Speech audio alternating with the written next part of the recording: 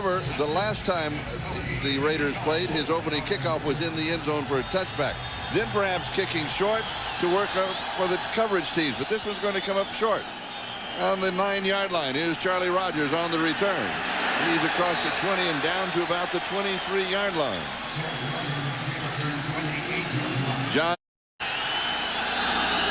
Ricky Waters opens as the tail, and the defense is swarming again for the Raiders. Now let's check out that Seattle Seahawks offense. That offensive line of Jones, Kendall, Gray, Wiederburn, and Weiner. Backs and receivers, Ricky Waters just carrying, Reggie Brown, Derek Mays, James Williams, and Itulamili starting as the tight end. The Raiders threw the Seahawks a little bit of a curveball there by lining up in a 34 defense instead of a 43. Second down and 12, getting to the throw. Excellent protection. Now he's going to be caught from behind. Slips out of the grasp of the first Raider. The second one gets him. Let's look at the defense now of the Oakland Raiders. Reagan Upshaw, Austin Robbins, as you see the rest of them, then Thomas Beekert and Alexander, the three linebackers, Woodson, Dorsett, Pope, and Allen in the secondary. They'll move the ball now back to the 16-yard line, and it is Mike Holmgren goes with third down and 17. Not a very auspicious start. Pass is complete. Nice move by the receiver, Darrell Jackson. He'll come up shy of the first down, and so the Seattle Seahawks, in their opening series, they will go 3 and out, and will be for. You know, good job on Kenneth's party. He probably did exactly what he was told to do. You know, and so far this year, the Seahawks have been almost at 50% on third down. So prior to this game, they've been doing well on third down. Fiegels, that's a great kick. Darian Gordon to the sideline, catches it out of bounds. And the Raiders will be taking over at about their own 24-yard line. So their opportunity to move on offense for the first time in the ball game.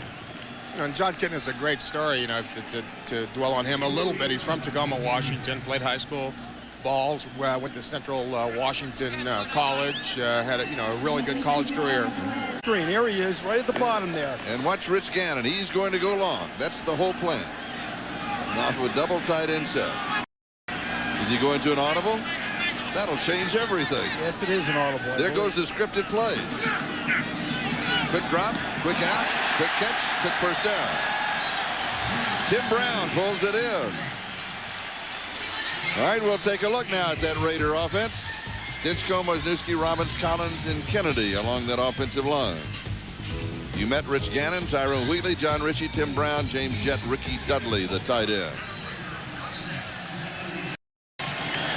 Andre Rison is in the ball game as expected on the second play from scrimmage. There to go to him.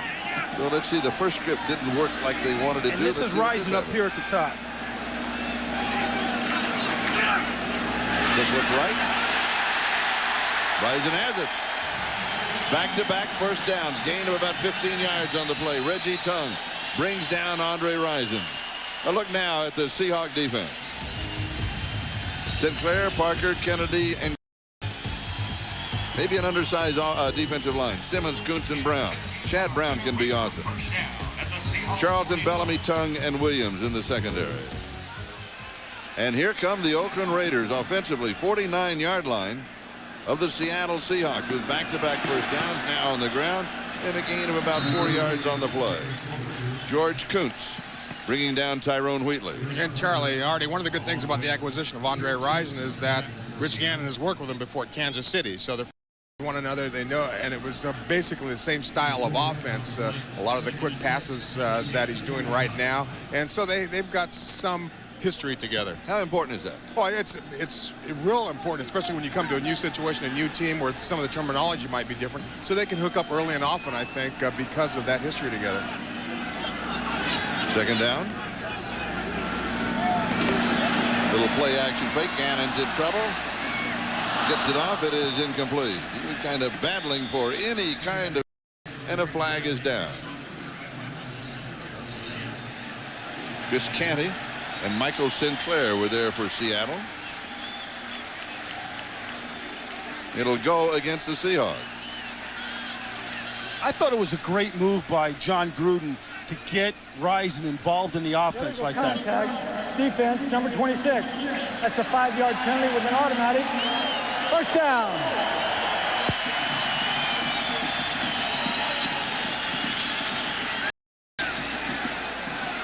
Mark the ball at the 40-yard line. And the reaction of Andre Rison.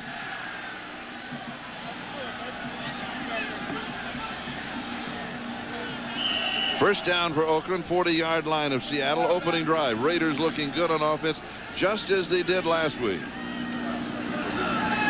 Play action fake. Good protection. Goes deep over the middle, and it's on target once again. This is Ricky Dudley. Remember in the ball game against the Detroit Lions, they went early to Dudley. Now they go early to him again. And they're getting involved early.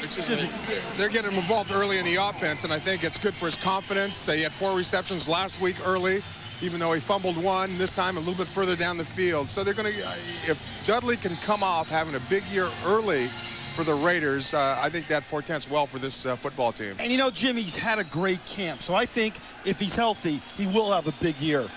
This is the 4th first down in the ball game in this drive for the Raiders. It started back at their own 24-yard line. Now they go to the ground to see what's there for Napoleon Kaufman. And again, it's about 4 yards to the 20-yard line. It'll be second down and 6.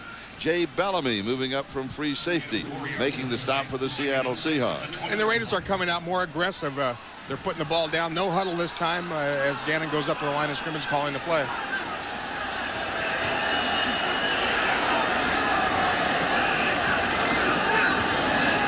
Gannon, quick drop, a little sidearm, and it is incomplete to Tim Brown. No huddle with no backs that time. And why you want to use that on offense, you put a lot of pressure on a defense to adjust on the fly, so to speak. And a guy like Rich Gannon, Jim, is so smart under the center, he can virtually call the play at the line of scrimmage and get the ball, as he's doing here, exactly where he wants it. That was just a good defensive play. Sidearm through the lane, though. Yeah, Rich Gannon will find a way to get the ball to the receiver, under, around, or over. It doesn't matter. Take a look at Bill Callahan, one of his ideas to go to that no-huddle offense. Down and 6. Play action fake. Has a problem. Ball comes loose. Raiders recover it. Cortez Kennedy was there for the Seattle Seahawks. In the scramble for it, I believe it was Stinchcomb who recovered the fumble. You know, people have been critical a little bit of Cortez, as you see him here at the right defensive tackle position, number 96, for not having a great year last year.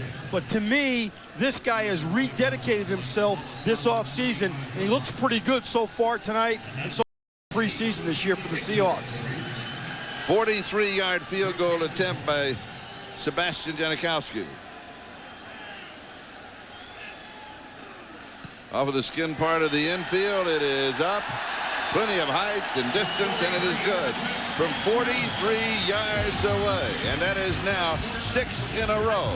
Back in a moment with the kickoff.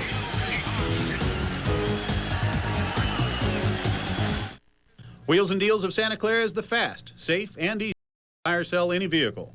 Only on the El Camino. Call 408-246-1000. What color should the donkey's dress be, Daddy? Purple. Larson, I want you on this call now.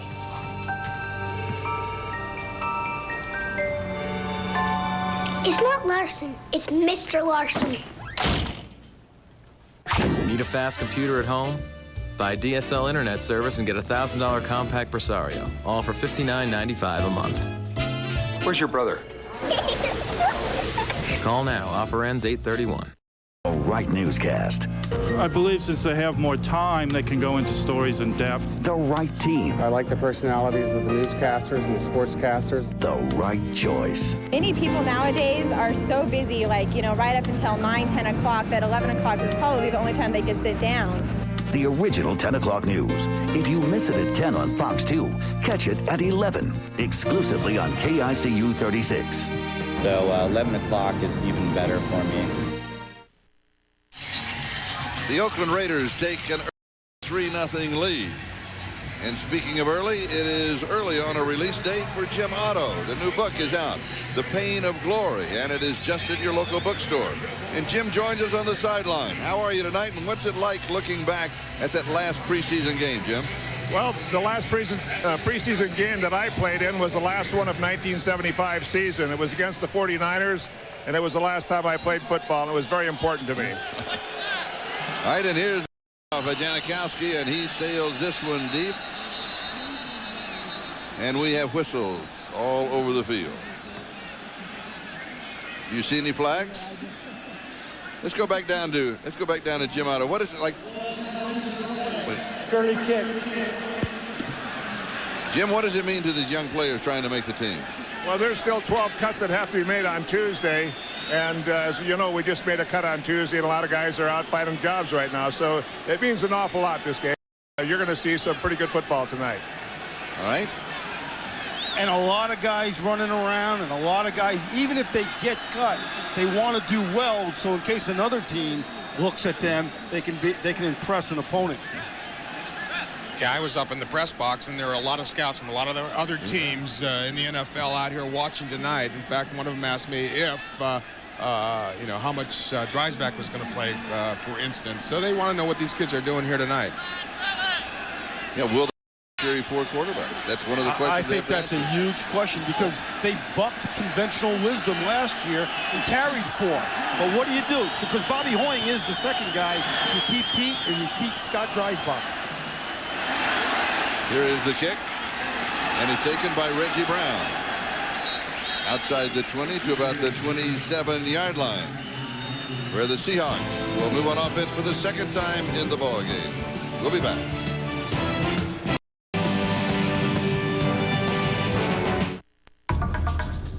Nerves of steel, strength under pressure, cast iron muscle. Looks like we've got a lot in common. Chevy trucks, the most dependable, longest-lasting trucks on the road. And now, during the Chevrolet U.S. Olympic Countdown, get $2,500 cash back on the 2000 Blazer 4-door or take $2,000 cash on the rugged 2000 S10. This selection won't last, so get to the Chevrolet Olympic Countdown any way you can. Just get to your local Chevy dealer today.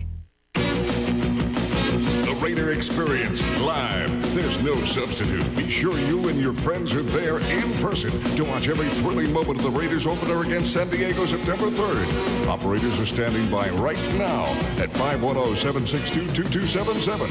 The Raider Experience live. You gotta be there. Call 510-762-2277 or online at www.tickets.com. Do it right now. Mr. Chow's. That's me. Mr. Chow's. The best. Chow down at Mr. Chow's. Mr. Chow's Chinese fast food. Mushroom chicken. Press 1. Lemon chicken turns me on. Barbecued ribs or tangerine. Honey boneless, know what I mean? Sesame chicken so is nice. Food is a food at a low chow price. I'm all over the place. Mr. Chow's. That's me. Mr. Chow's. The best. Chow down at Mr. Chow's. Chinese fast food.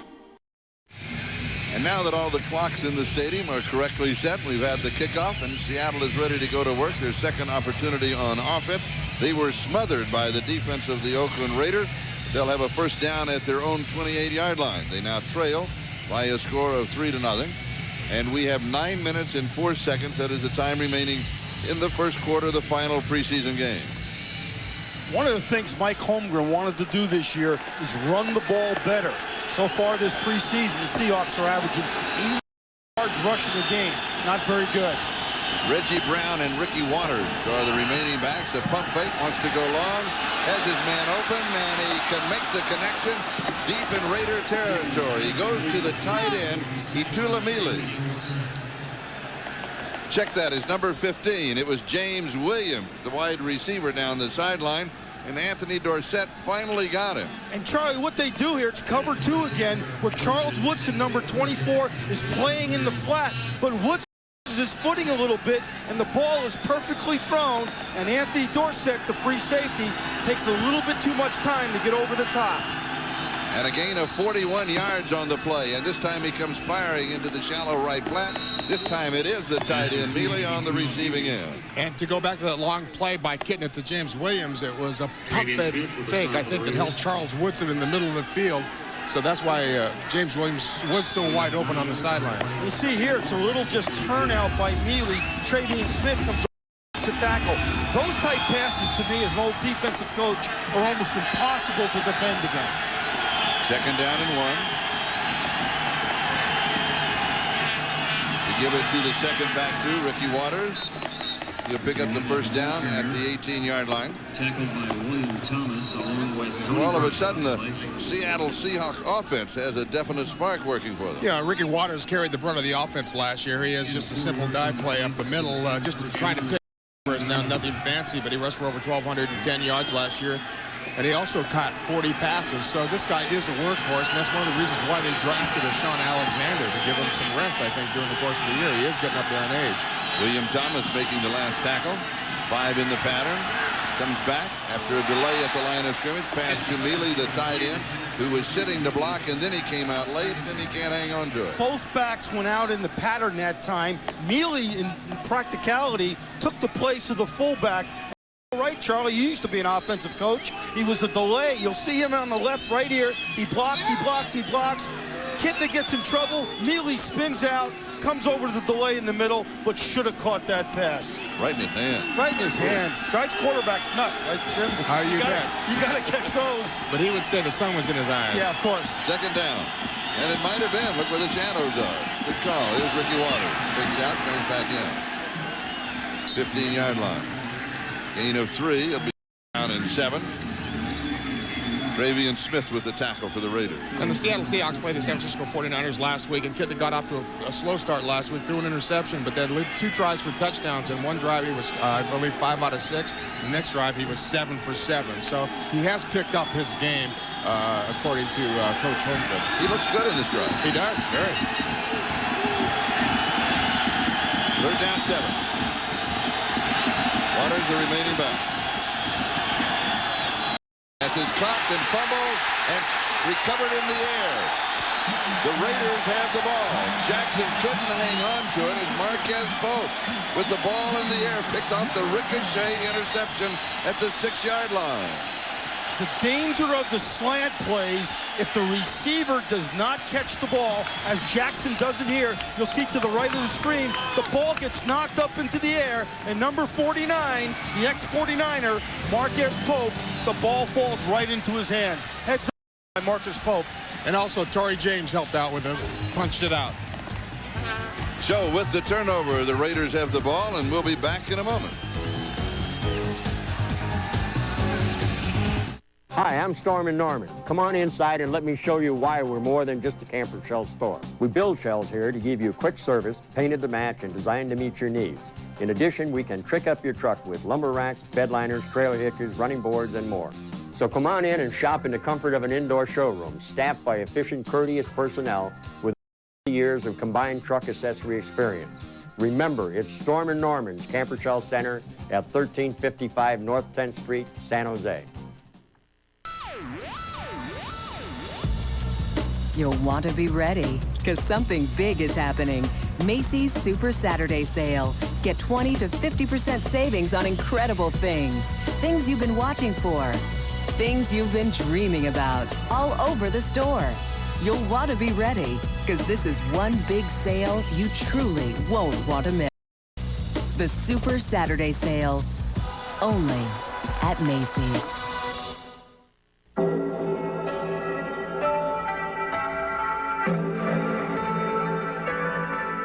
Doctors say that increased activity slows the aging process. Perhaps that's why, on average, BMW drivers are 10 years younger than other luxury car drivers. The BMW 5 Series. Use daily for best results. 6:45 left in the first quarter. Let's go back to that interception. The guy who deserves the credit is number 20, Torrey James. He's going to take his right hand and punch the ball literally out of Jackson's hands. Really heads-up defensive play that time by the free agent from the Denver Broncos, Torrey James. Take a look at Jackson. He's got to hold on to those type balls. Here's a problem right in the face of the quarterback for the Raiders, Rich Gannon. That's he's looking dead into the second. He hands Goes off to Tyrone Wheatley. Boy, that is really tough, that spot right there, isn't it, Jim? Now, it is right now. Suns, as you said, right underneath the helmet, and it's hard to look up and see the field very clearly. That glare. If you called your own play, would you roll to your left and get in the shade and then throw downfield? Actually, I straight drop back. Straight drop back. Not good with that rolling stuff. Second down and 6. Again, staring into the sun. And again, the give is to Tyrone Wheatley. Wheatley got really right at the line of scrimmage. Not a whole lot there. It'll be third down, still about 6 to go. You see, it's a blast play up inside. John Ritchie, number 40, leads the way for Wheatley, but it does not fool the Seattle Seahawks defense. Take a look at Marquez Pope, who has been with every team in California now. The Chargers, the 49ers, the Rams when they were in L.A., and the Oakland Raiders. He saved the best for last. Third down.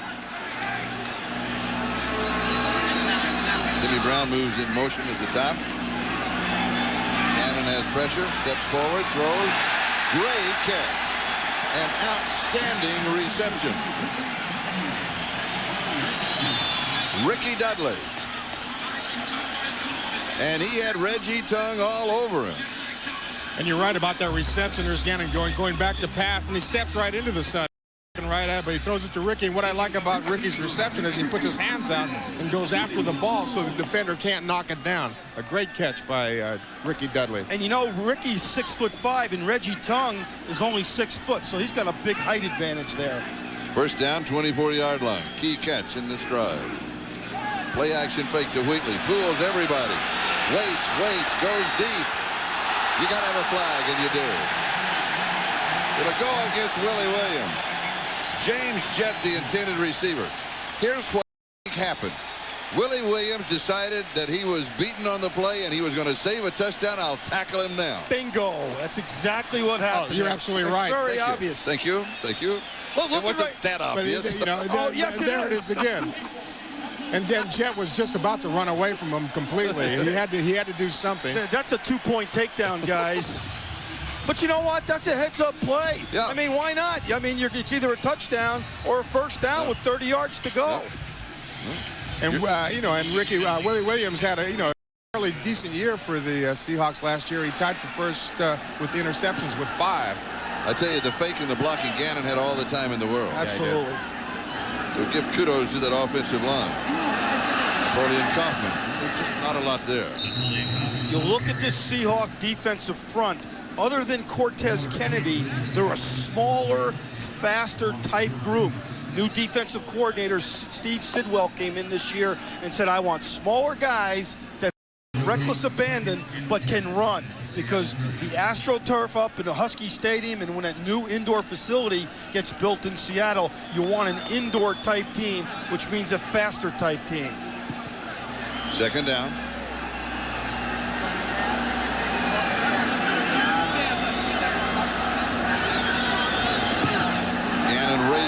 Comes back down and hands it off to John Ritchie. Anthony Simmons with the tackle at about the 24-yard line. That's opposite of a play-action pass. But, it's almost the opposite of a play-action pass. Rich Gannon drops back to throw the ball. The pass rush goes up the field. He hands it off to John Ritchie underneath, and oftentimes it's almost the exact opposite. Usually you fake the fullback first and throw a pass. This time they reversed it, and it worked extremely well. That's the modern variety of the old Statue of Liberty play. Third down and 4.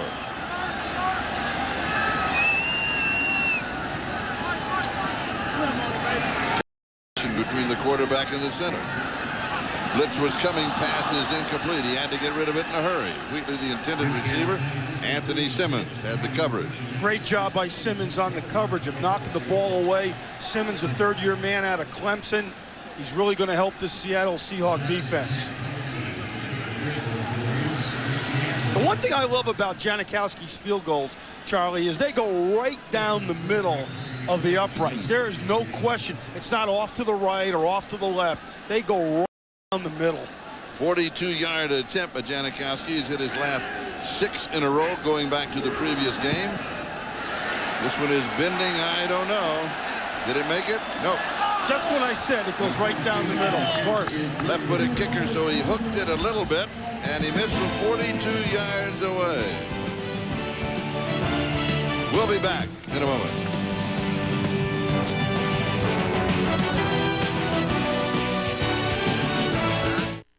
Chavez with a spinning, brilliant. KICU 36 kicks in August as the Oakland A's take on the New York Yankees. The two-time defending world champions pay a visit to the net to take on the last team to three-peat. Kevin Napier looks to lead the A's past the Yankees. The march for the playoffs continues. Live Friday at 6, right here on KICU 36, the Bay Area home of the Oakland A's. Introducing a dynamic breakthrough in office technology, the Ricoh eCabinet. Don't let its comics steal you. Inside, its smart software is working furiously, capturing every document from every machine in your office. Documents you find instantly on your browser. Shh, look, there. That's the eCabinet in action. It's finding faxes, scans, photocopies, printouts. Fabulous to get that moment on film. Ricoh eCabinet. Save everything, find anything. Demo eCabinet at rsv.ricoh.com.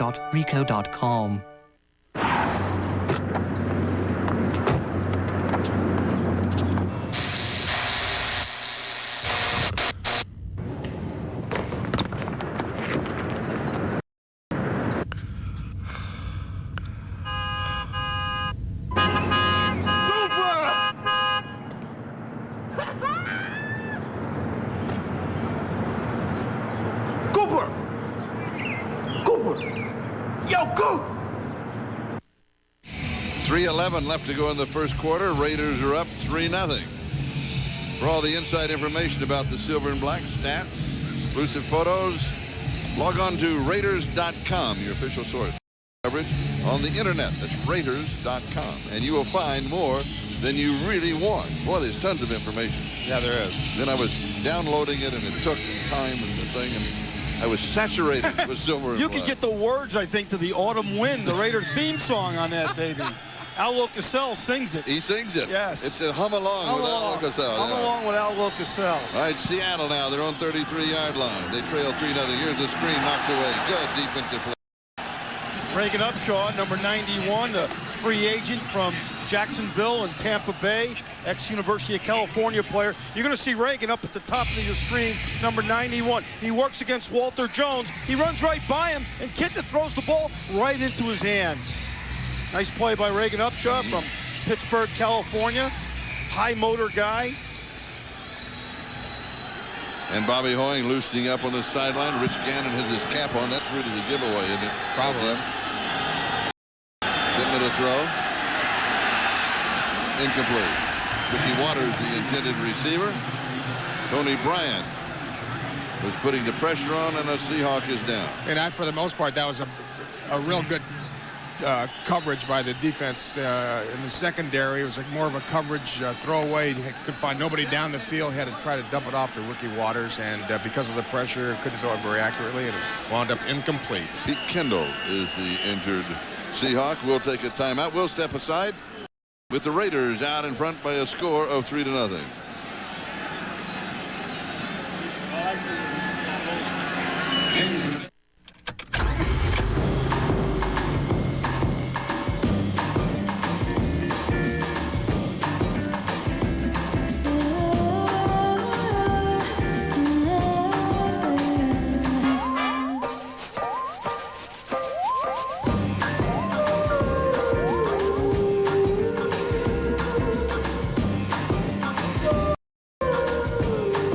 A 260 horsepower CL Type S from Acura. He is a secret weapon used to secure peace. Caught in the middle of a war. I've been set up. He never started. Wesley Snipes. The Art of War. Rated R. Starts tomorrow.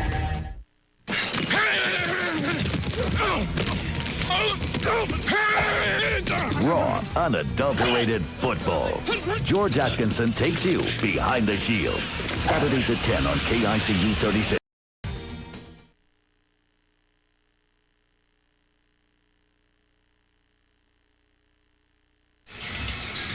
Hello from the Oakland Raiders. Yeah, you got to come out and see these guys. Passionate fans. Unbelievable. I really hope opening day on the 3rd, there's a ton more people than there are here today, because it's going to be a great season. Well, it's going to be a great game against the Chargers. We take a look at Pete Kendall, who's helped off the field. And Frank Beatty, Cal product from Antioch, is taking his place, number 63. Getting to the throw. Sets up deep. Has pressure. He's down. Getting us started. 3 for 3 in the ballgame.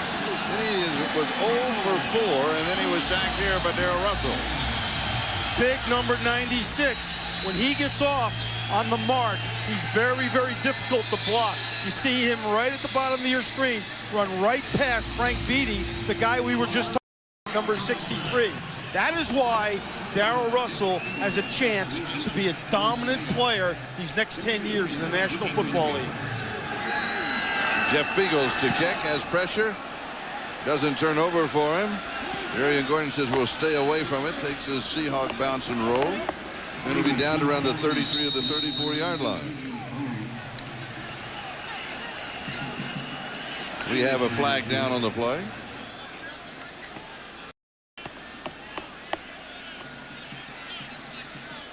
Ineligible receiver downfield. Well, they want him to kick it over. You'd think they'd take the ball. That's pretty good field position. Yeah, I would say the same thing. Anytime, always had a rule of thumb that you got the ball past the 30, on this side of the 30, you take the football. This side of the 30 means left side of the 30 if you're looking at it from where we are. Illegal touching of the kick.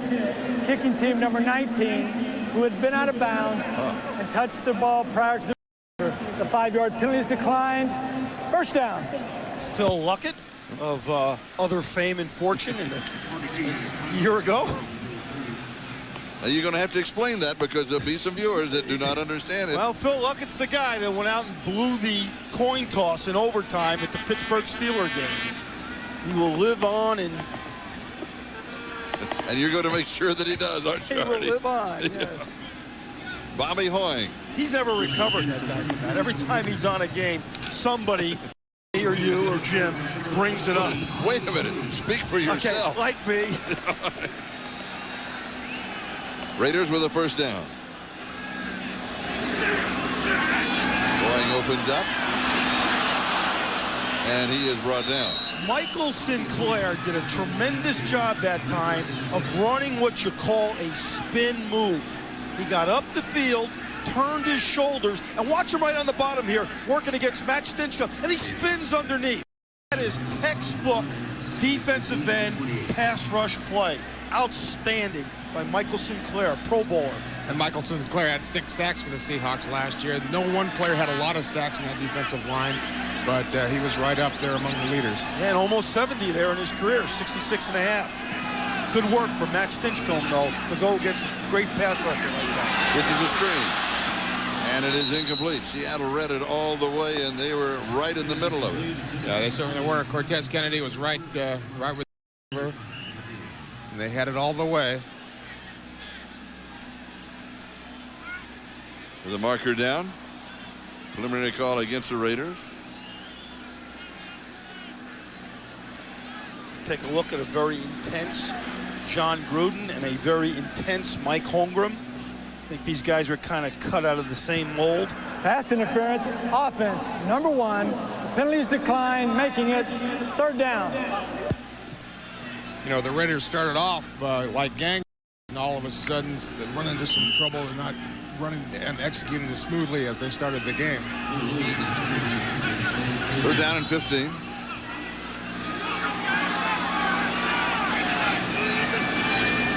Going to throw. Blitz is coming. It's picked up. As time has to drop it off to Tyrone Wheatley. Wheatley's going in with just to manufacture a couple of yards on the play, and that's going to be about all. Kerry Joseph finally takes him out of bounds. Bobby Hoying got confused time because the Seahawks aligned in a 3-man rush instead of their normal 4-man rush. You're going to see Hoying here, Jim, drop back. He's looking down the field, doesn't recognize the coverage, and just dumps it off to Wheatley, which is a good move, right? Well, yeah, but I don't see why he would get confused if it was only a 3-man rush. They played zone. They were playing kind of a prevent defense, not trying to give up the first down. Arrow Goose with the kick. Charlie Rogers on the return. the ball will be marked around the 6-yard line. Good job of coverage that time by Randy Jordan, who's the personal protector. I think the Raiders special teams are starting to come into their own. And, you know, this game, like the third game of the year, I think you really have got to get the guys on your coverage units and your return units that are going to be here for the year. You take a look at the special teams coach, Bob Kasula. Watch 28 come right down the middle of the field here, Randy Jordan. He does such a nice job of getting his balance in the middle of the field and making the play. Randy Jordan is a valuable man to this football team in a lot of areas. Seattle starts at their own 36-yard line. This is their 4th possession in the ball game. Here's Waters to the outside and is chased out of bounds. Now in their first drive, they ended up punting. They had a +5 yards on it. Their second drive, they had 57 yards, but then the interception following the ricochet reception. And the third drive, they ended up punting after losing a total of 8 yards. They've only been effective 1 of the previous 3 drives. Charles Woodson making the last play for the Raiders at 2nd down and 10. And one of the things this Raider defense is doing is stopping the run, forcing them to pass. That's helping them with a pass rush. We take the count down, the last minute of the first quarter. Play action fake. Pressure from behind, pass is complete. Nice play. Reggie Brown on the receiving end. William Thomas with the tackle. Reggie Brown from Fresno State, 6 foot, about 245 pounds, is fighting very hard to become the starting fullback here. You see him run out of the backfield, hitting the moves, he moves, the ball is delivered, he turns and gets it up the field. Good, safe, high percentage pass. 3rd down and a yard. Big arms in that guy, too. Yeah.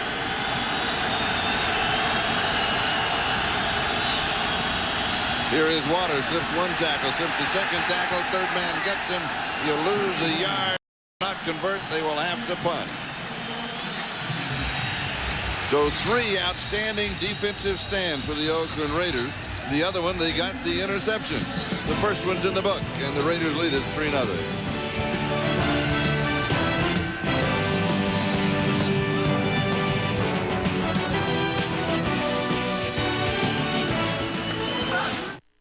This is what results when architects and engineers collaborate without restrictions to create a building without compromise. The new showrooms of Stevens Creek Audi. And this is what results when the best minds on design, performance, and technology collectively pursue a dream. The new Audi A6 Quattro sedan. Exuberance on 4 wheels. And available at Stevens Creek Audi for just $396 a month plus tax. Our new showcase and the A6 Quattro both have a sense of style and strength you won't find anywhere else. I get paid, I get benefits, and I get training all at the same time. You could be training in the NECA IBEW Apprentice program, too. Apprentices that are in this program learning a trade will earn in excess of $200,000 while they're learning their trade. While I'm learning, I'm going to be getting excellent pay now, but in the future, on-the-job training, and at the end of this program, I'm going to make a heck of a lot of pay. Calling it all the details on how you can train for a well-paid, secure future.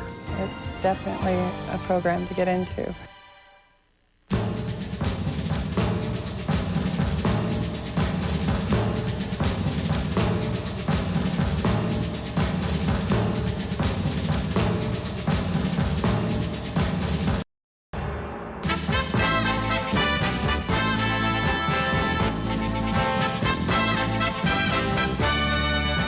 Raider Image, the only official team-owned and operated Raider store. This is Charlie Jones along with Jim Plunkett, Artie Gigantino, and Jim Otto on the sideline as we start the second quarter, and the Seattle Seahawks will be kicking the ball. That's Jeff Fiegel. He's a pretty good punter. And the deep back on the return is Darian Gordon. Calvin Brandt sets up as a short return man, one of those just in case. And Darian Gordon's a pretty good punt return. He's an excellent punt return. Excellent. A lot of experience in it. Smart. Where's the mask? It's like Star Wars. And he's from Stanford. Let's not forget that. That's right. Oh, there you go. Oh, here's another great punt. Fair catch is kind of signal for and then stepped away, and it will go into the end zone for the touchback. Now, we talked just about John Gruden's brother, Jay, who has been super successful as a head coach. Yeah, head coach in the Arena Football League, the Orlando team. He won the championship this year. He won 4 championships as a quarterback for the Tampa Bay Storm. This year he beats Nashville in the Arena Bowl. A happy day in the Gruden family. And Jay's a lot like John, very intense. He's got that stare, and he's got that unbelievable, I'm going to work 20 hours a day mentality. And Good young coach. I understand that he's been offered NFL jobs and he's turned them down, that he really enjoys the arena football. Well, that's what they're saying. And a couple college jobs, too, I think he's turned down. Gerald Moore is the ball carrier for the Oakland Raiders as the Oakland Raiders move against the Seattle Seahawks for the first time here in the second quarter.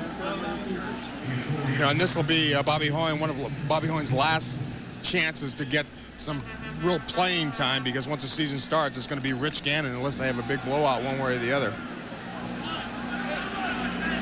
Second down and 6. How's your throw? Much better. Thank you. Thanks for asking. Get your lozenge. Oh, yeah. Good. Incomplete. Risen, the intended receiver. Kaczynski had the coverage. And that could be just because Risen is new to this offense. Some things may be a little different than Kansas City. And it does look like someone's down on the field. Can't quite see who it is. 95, who is John Hilliard, who's a rookie for Mississippi State. We'll take a timeout. We'll step aside. 14-13, time remaining first half. Raiders lead 3-0.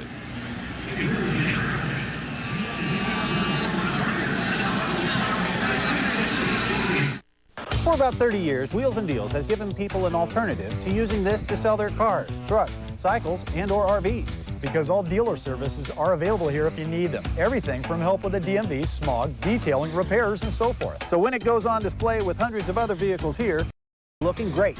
And compared to this, it's surprisingly affordable. Sell it fast. Sell it here at Wheels and Deals, only on El Camino Real in Santa Clara, 246-1000. That's 408-246-1000. Hi, I'm Arnold Laub. Our law firm was the first in the United States to file a class action lawsuit against the diet drug Fen-Phen. Recently, the FDA ordered the diabetes drug Resulin off the market when they learned that it caused harm to a person's liver.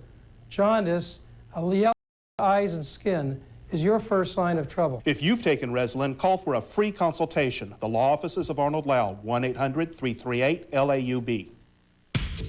Looking to stay on top of the telecommunications industry? Applied Signal Technology is a leader in adapted digital signal processing techniques. Situated in beautiful grounds in Sunnyvale, Applied Signal Technology focuses on a friendly and teamwork-driven atmosphere. Employees work across the entire telecommunications industry, and we're hiring software and hardware DSP engineers. You'll know in a more exciting place. So contact us today. Injuries, the big bugaboo in the final preseason game. John Hilliard on the far sideline after he takes an injury that takes him down. And total offense thus far in the ballgame, an interesting number. The Seattle Seahawks have 62 yards in total offense. The Oakland Raiders have 68 yards in total offense. And turnovers the key, obviously, that interception. The interception that saved the touchdown, or the possibility of the touchdown. Boyd comes up throwing. Risen makes a nice move, cuts to the inside, needs a block, has the lead blocker down the sideline, and then out of bounds. Nice play, Andre Rison. That's why they got him. Yeah, exactly. Yeah, Charlie. You wonder why you got a guy like that, because he can come up with big plays like that. That was probably a 10-yard gain at the most, but because of his ability to shake tacklers and put a few moves on, and I guess he still got that tremendous speed. He turned it upfield for a big gain. Run after catch, one of the most important stats in all of football that people don't talk enough about. You're right, Jim. It's a 10-yard pass, but it turns into a 40-yard gain. That's a 30-yard rack, run after catch. You got to love it. First down. Gerald Moore, the ball carrier. Troy Ellam makes the tackle. Now, you talk about Rison. He scored 78 touchdowns, 78 touchdown receptions in his career. He has not had a great year the last 2 years, but that was due mostly to injury. A guy like a Rich Gannon and a Jim Erkenbeck, the tight end coach, go to the mat and say, hey, he can help this football team. The coaching staff, John Gruden, Bruce Allen, Al Davis, listen to that.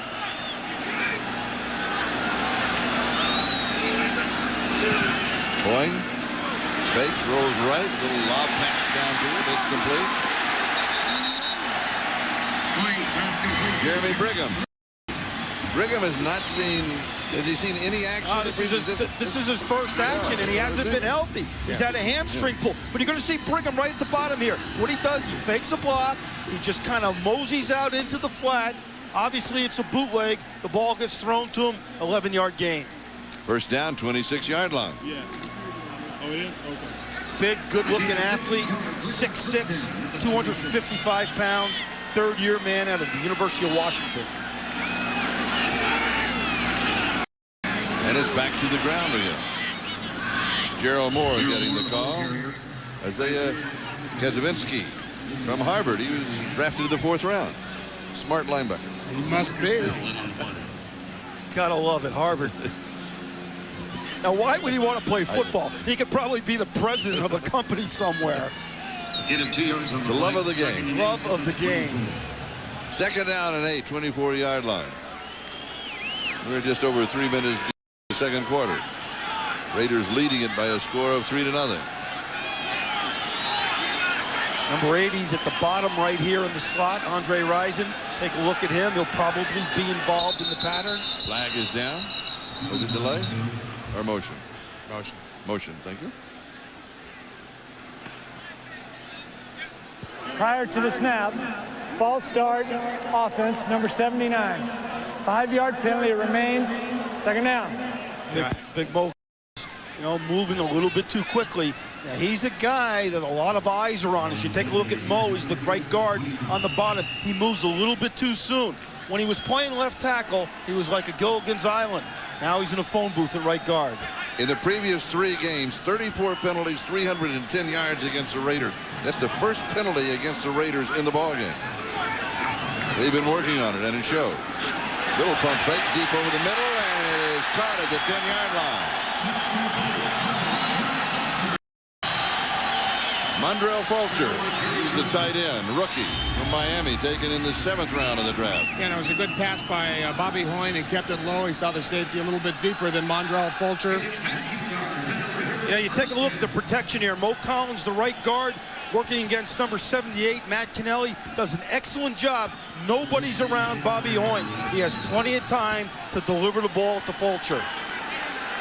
First down at the 10-yard line. Hoyne coming back to the middle, right on target for the touchdown. Jeremy Brigham with the score.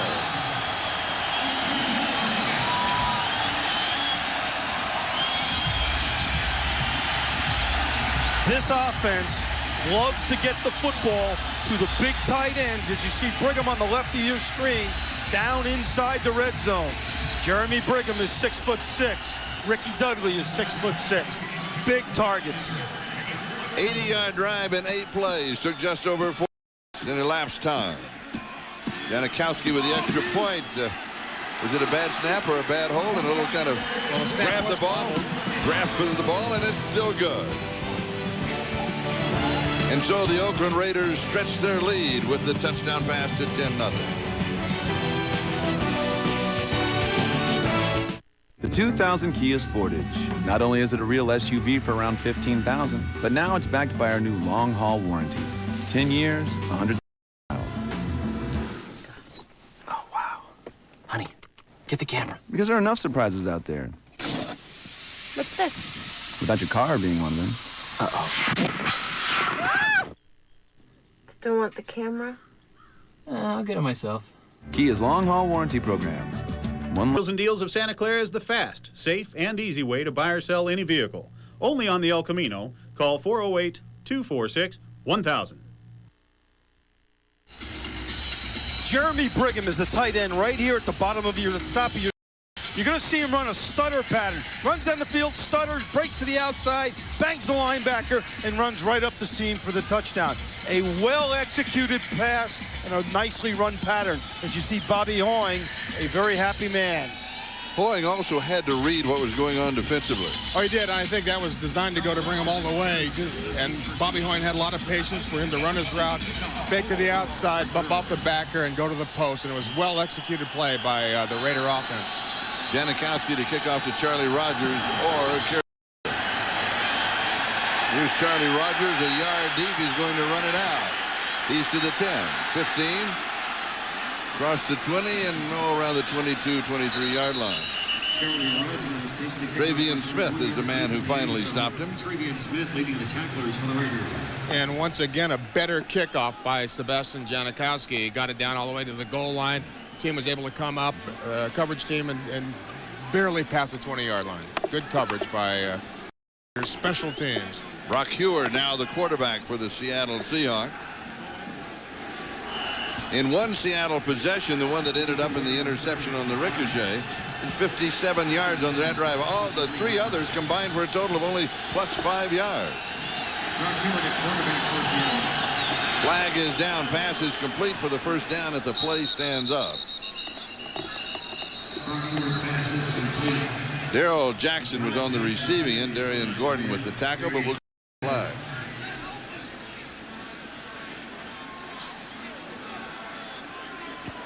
Offside, defense, number 91, lined up in the neutral zone. The penalty is declined. The pass was complete for a first down.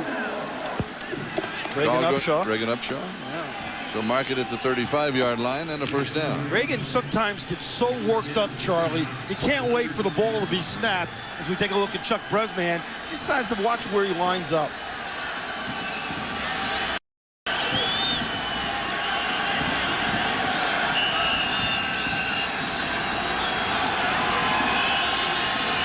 Sean Alexander, their #1 draft choice, is the tailback, and he's the ball carrier.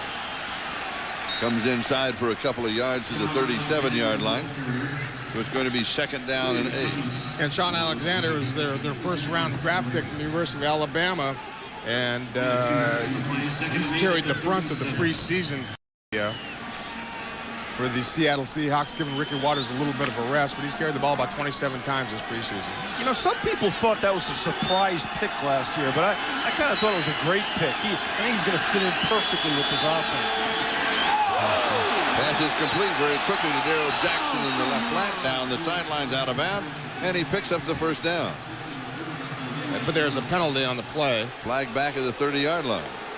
But William Thomas came in flying high over the block, made a great play, but they feel, I think, he went after the head of Brock Huard on that play. Personal foul, roughing the passer, number 59, 15 yards from the end of the play, first down. You got to stay away from the helmet. You got to stay away from the head right there. You simply cannot do that. They'll drop a flag on you all day long. And Thomas led with his head that time. You'll see him here on the bottom. Very athletic in making the ball carrier, making the blocker miss him. But he just decks Brock Huard. You can't do that in the National Football anymore. So with the penalty, the ball goes to the 39-yard line, Raider territory, and the Seahawks have a first down. They trail 10-0 in the ball game. Huard play action fake. Left-hander goes deep, has a good arm, has a man, hits him down the sideline. He goes to James Williams, who has drawn that starting assignment. They're going to say no. Darian Gordon had the coverage on him. Williams out of Marshall. He was taken in the 6th round of the draft. Had 13 receptions in preseason coming into the ball game.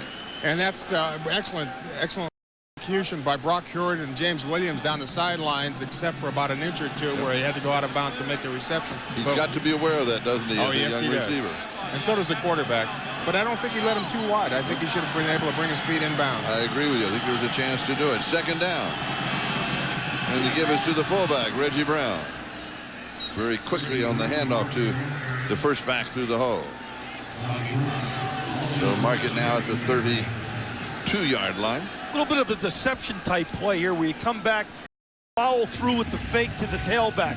It's a quick hitter that hopefully will catch the defense off guard. It didn't catch the Raider defense that time off guard. Third down and 3.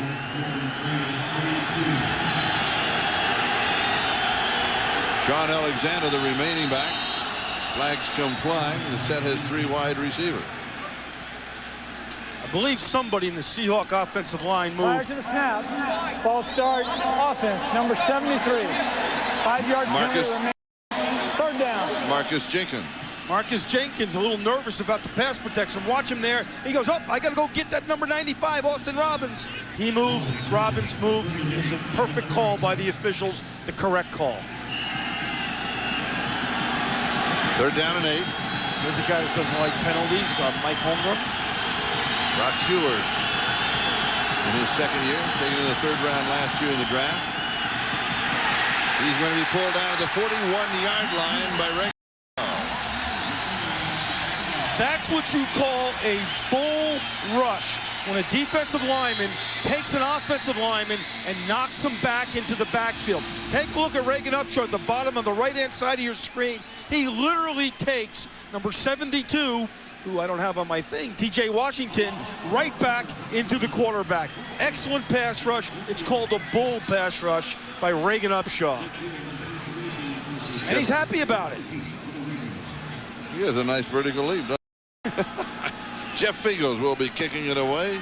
Darian Gordon is the return man. And we have whistle sounding.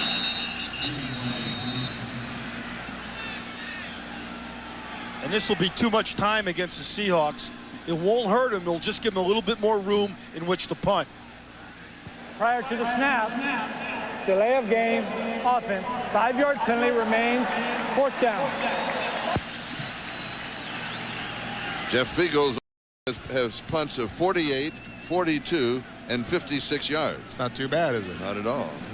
I'm not sure there's a good idea to take that last penalty, give him some more yardage to kick into. Well, what it does, it allows you a little bit more space in which to down the football.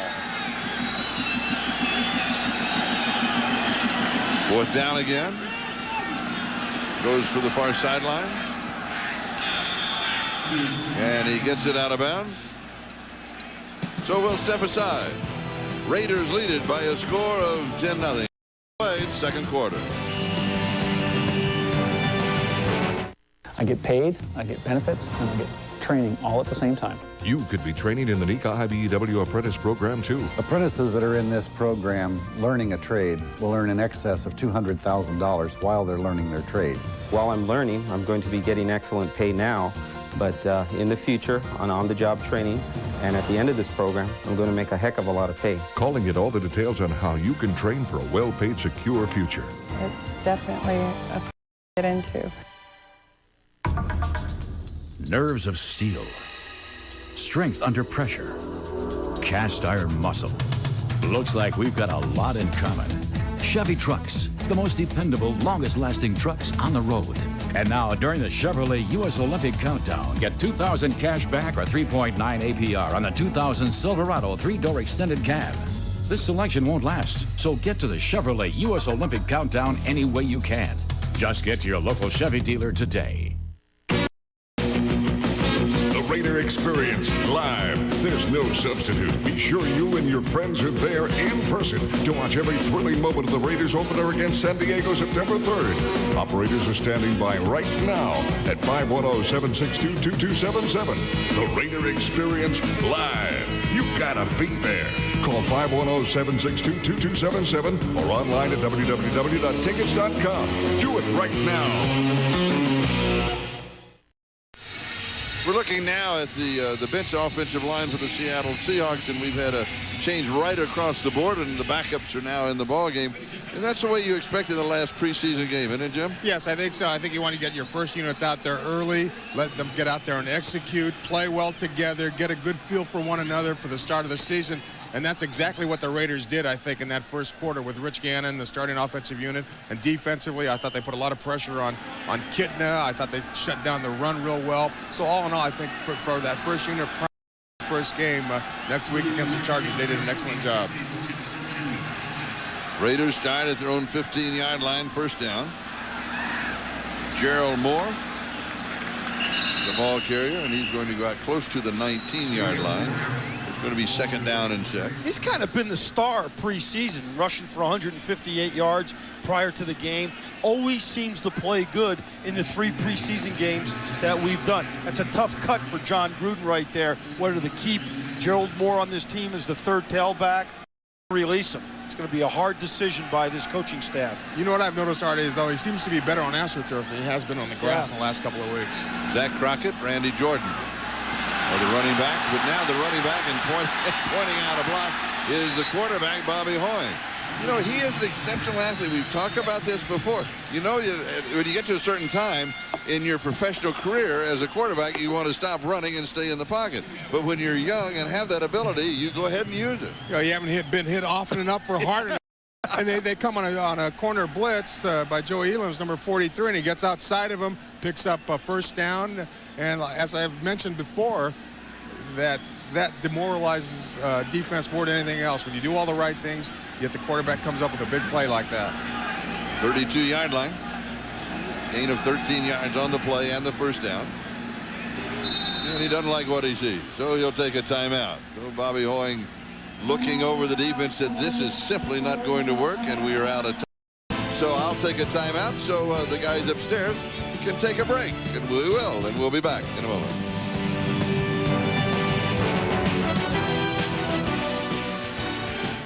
New car shopping stressed me out. Then I met this crazy old lady. She said, relax. At Fremont Ford Mazda Nissan, every car is marked with one simple low price. You see your discounted price instantly. Like these brand new Mustangs, only $13,795. And look at these super hot Mustangs by Celine. Now have a cookie with Mama and a new car. Fremont Ford Mazda Nissan. New owners, new management. Located next to the New Park Mall. Back to school is the perfect time to get AOL.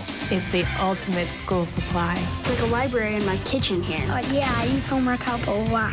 And on AOL, you can do all your back-to-school shopping. Shopping's very easy on AOL. It's the easiest way to stay in touch. You've got mail. All of my friends are on AOL. And with AOL, your privacy and security are always protected. I trust AOL. You go back to school, join America Online. So easy to use, no wonder it's #1. Call 1-800-4ONLINE. Just where are those drivers in front of you going? We're guessing it's a highway to hunger satisfaction called Route KFC.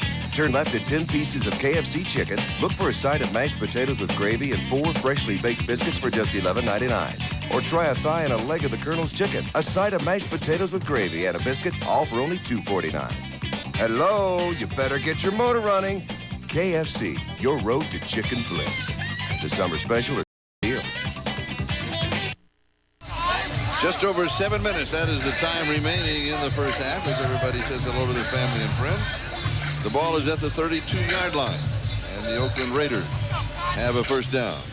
Yeah, you take a look at this second group of offensive linemen. Adam True is the snapper as well as the center. Saleh Isaiah, number 75, good-looking young guy. Gennaro DiNapoli, been around for 3 years. This is a good young backup offensive line. 1st down. Crockett showing a little bit of motion. Here's the pitch to Gerald Moore. Looks for the corner. Brought down by Ike Charlton. That was a great job by the Seahawk defense that time of disrupting the play in the backfield. You never, if you can get in the backfield as a defensive player, you not allow the play to get started, you always have a chance. And that's exactly what happens that time. Number 50, James Logan gets up the field, disrupts the running lane. There's nowhere to run. 2nd down and 9. Raiders change the strength of that offensive set to the right side. Hoying looks left, rolls right. Hits down the sideline. Nice speed for a big guy. Yeah, he got some moves. He got outside that linebacker, had the angle on him. Joy Elliams finally chased him out. But I like the way that he moves. I mean, he moves like he knows that he can outrun the. You want to hear a good quarterback stat, Charlie? You're a big stat guy. Coming into the game tonight, the Raider quarterbacks had rushed for 146 yards out of the team's 464. Ooh. Bobby Hoying and Rich Gannon can flat run with the football when they want to. 3rd down and 2. Hoying likes this to the right side. He sets it up, rolls, looks. There's a first down, and so he got out of bounds. Back at Ohio State, right? Not the tailback? Is that right? And he gets outside looking for a short pass to pick up the first down. Instead, he's able to run for it. Plus, you know what you're doing? You're wearing that defensive line out because they've got to run from sideline to sideline, chasing the quarterback all over the field. So that's also a plus. Helps your offense. Offensive linemen, helps everything because they're just getting tired. First down, 43-yard line. Ed Kell chased him out of bounds. He's the backup snapper for the Seahawks. Points that I've run enough. Let's let somebody else enjoy it. They seem to have found something on that right-hand side. This is Randy Jordan. They seem to run right with more effectiveness than they do running left. Well, one of the reasons is number 75, Saleh Isaiah, is 6'5", 320 pounds, and Daryl Ashmore is 6'7", 310 pounds. So that's about 640 pounds worth of offensive linemen over there. I think that's one of the reasons. Bobby Hoying, 3 for 23 yards in the ball game. Second down in the yard for the first down. Wants to go deep on second and short. Goes deep. There's good coverage. It'll be a close battle. And it is caught by Jerry Porter. Ike Charlton had the coverage. Was he inbounds? No. So close. But another opportunity for that young man, Jerry Porter, to make his presence known. He had a big game last week, 3 catches for 59 yards, average over 17 yards a catch. And today, you know, a nice on his part, but unfortunately just a hair out of bounds. Play action pass, ball gets thrown up. We'll take a look at it, right? Yep. No, he was out. Second foot down. Second foot, left foot is on the sideline, which makes him out of bounds. Yep. But I like the idea, Jim, that they're throwing the ball deep to the guy. Give him the opportunity. Third down and 1. Flag is down. It'll be a first down if the play holds up. Randy Jordan, they like him in short yardage. Offense number 64. 5-yard penalty remains. Third down. See Porter again. The correct call that by the officials. And I was talking to Gary Stevenson, the quarterback coach, prior to the game, and he said he would like to see the ball thrown up the field a little bit more, maybe 5-6 times a game. Last week, a pass interference call set the ball up for a touchdown. This one, a couple of times, some big plays by putting the ball down the field. Doesn't always have to be reception. I remember a moment ago, though, when they went long, it was 2nd and 1. Now, all of a sudden, it's 3rd down and 6. Changes the complexion. Boy, has time. Steps. Flags are down. Pass is complete for the first down again. If it stands up. 2 flags are dropped. Either 2 penalties or they agree.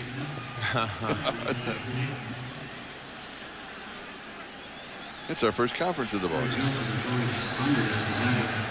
I think there's going to be 2 fouls here as we take a look at Fred Biletnikoff and John Gruden and Mike Holmgren. There are 2 fouls in the play. Offside, defense number 9. Holding, offense number 34. The penalty's offset, replay, 3rd down. DiNapoli and Cochran. Cochran of Seattle, DiNapoli of the Raiders, and we'll do it one more time. Gennaro DiNapoli, a 3rd-year man out of Virginia Tech, 6'3", about 300 pounds. Going to take a look at DiNapoli here on the left side or the right side of your screen here. Does a pretty good job there, grabbing, but you got to let go. Matt Kennelly, number 78, works up the field. Gennaro's got to let him go. 3rd down and 6. There's an opening to the right. Goes over the middle and has an opening there. Maurice Kelly making the tackle. Rodney Williams. Excuse me. No, I tell you, Charlie, that was the exact same play as before. Rodney Williams caught the last pass over the middle, although it was called back because of offsetting penalties. That time, they saw something they liked over the middle. They came back with the same play. Rodney Williams makes the catch for the first down. Seahawks playing a man-under type scheme. If you give the quarterback, your receivers can run away from defenders. First down, 36-yard line. Nice hole on the right side for Randy Jordan. And then it is closed down, Maurice Kelly, amongst others for the Seahawks, including Marcus Bell. And you're absolutely right. They're attacking that right side. They sprint out to the right. They're running to the right. As Artie mentioned, that right side with Ashmore and Isaiah running the ball, or they see something weak on the defensive side of the ball, so they're from. it's a physical mismatch because Labonte and Kennelly are both 280-pounders over there playing against those two big guys you just mentioned. 2nd down and 2. Boyne changes the play. It becomes a running play. Again to the right side. Gerald Moore, the ball carrier. Not a lot there this time. Kazavinsky with the tackle. I'm wondering, you know, they meet twice in regular season. Now, if you've discovered that there's weakness on the defensive left side, why don't you stay away from it? Don't let them know that you know it. Start playing those mind games. Unfortunately, it's the preseason, and I don't know if Labonte, number 99, and Kennelly will be around there when the season starts. No disrespect for those guys because they're both trying very hard, but they might not be here. 3rd down and a yard for the first down. And there it is for Randy Jordan. You know, Charlie, you bring up a great point about preseason, playing a division opponent that you're going to play twice. You know, do you show them too much? Do you show them not enough? I mean, how do you play this game? You know, if I were John Gruden, I'd show a lot of things tonight to make San Diego worry about it, because things can change when you play Seattle later on. That's also something that's very interesting, and a lot of coaches will do that in their last preseason game. They'll show you all kinds of things that they need to go over and go through the films and the tapes and wonder about and be ready for. Boyne drops it off underneath the coverage. Has a man there who is wide open. Goes down. It's Randy Jordan with the football. Could be a face mask. Looks like it. Charlie, you're an author, but in the Artie Gigantino 101 football book, in the 4th preseason game, you fake a punt and you run a trick play on offense to get the first opponent something to worry about next week. Oh, yeah. All the time. It is a face mask. I think that's what we just said, Artie. I'm not sure you were listening. I was, but I mean, I'm saying, I was giving the example of what you try to do. Yeah. I thought maybe you drifted. That's been known to happen. Number 43, Joy Elam. 5-yard line. First down and goal to go. We're moving on the 2-minute warning. Time to get this playoff possibly, and just barely. To the right side is Gerald Moore. Not a lot there, but that will stop the clock. 1:06, time remaining in the first half. We'll be back in a moment.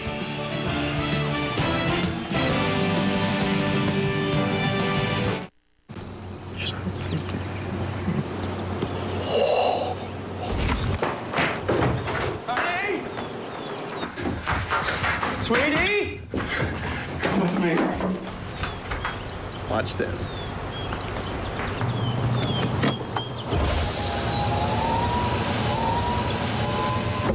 Woo!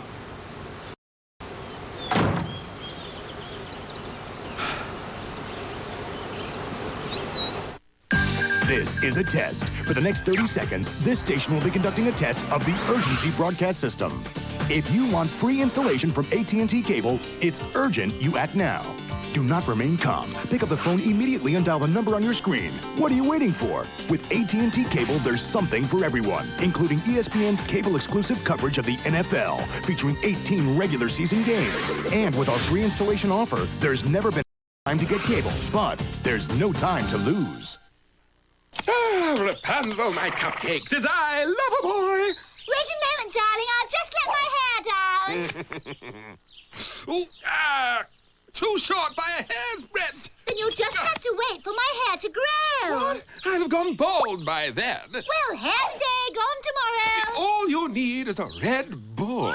Why? Because Red Bull gives you wings. Yes, but it also stimulates the mind, so get downstairs and open the blooming door. Oakland Raider drive started at the 15-yard line, and now some 3, 6, 9, 12, 14 plays later, it is inside of the Seahawk 5-yard line. So set it up at the 4. There's a look at the drive, and the time consumed more than 6 minutes. 1:56 is the time remaining in the first half. Dominated by the Raiders. One of the things a guy like John Gruden can do, because he's such a good play caller, as is Mike Holmgren, is continue a drive. He did it last week against James. He's doing it here again tonight with his play selection. Gerald Moore is the remaining back. And Hoying to throw. Comes back to the right side, goes back left, runs for it. He's going to keep, and he'll go down around the 2-yard line. He's brought down by Labonte. And that's not the most healthiest call of all, is it, Jim? Well, it's a healthy call, but to take off and run, in this situation, you're up against the goal line. There's not much depth for the defense to get back. So when the quarterback does take very far away, they can come up and make the play just like they did.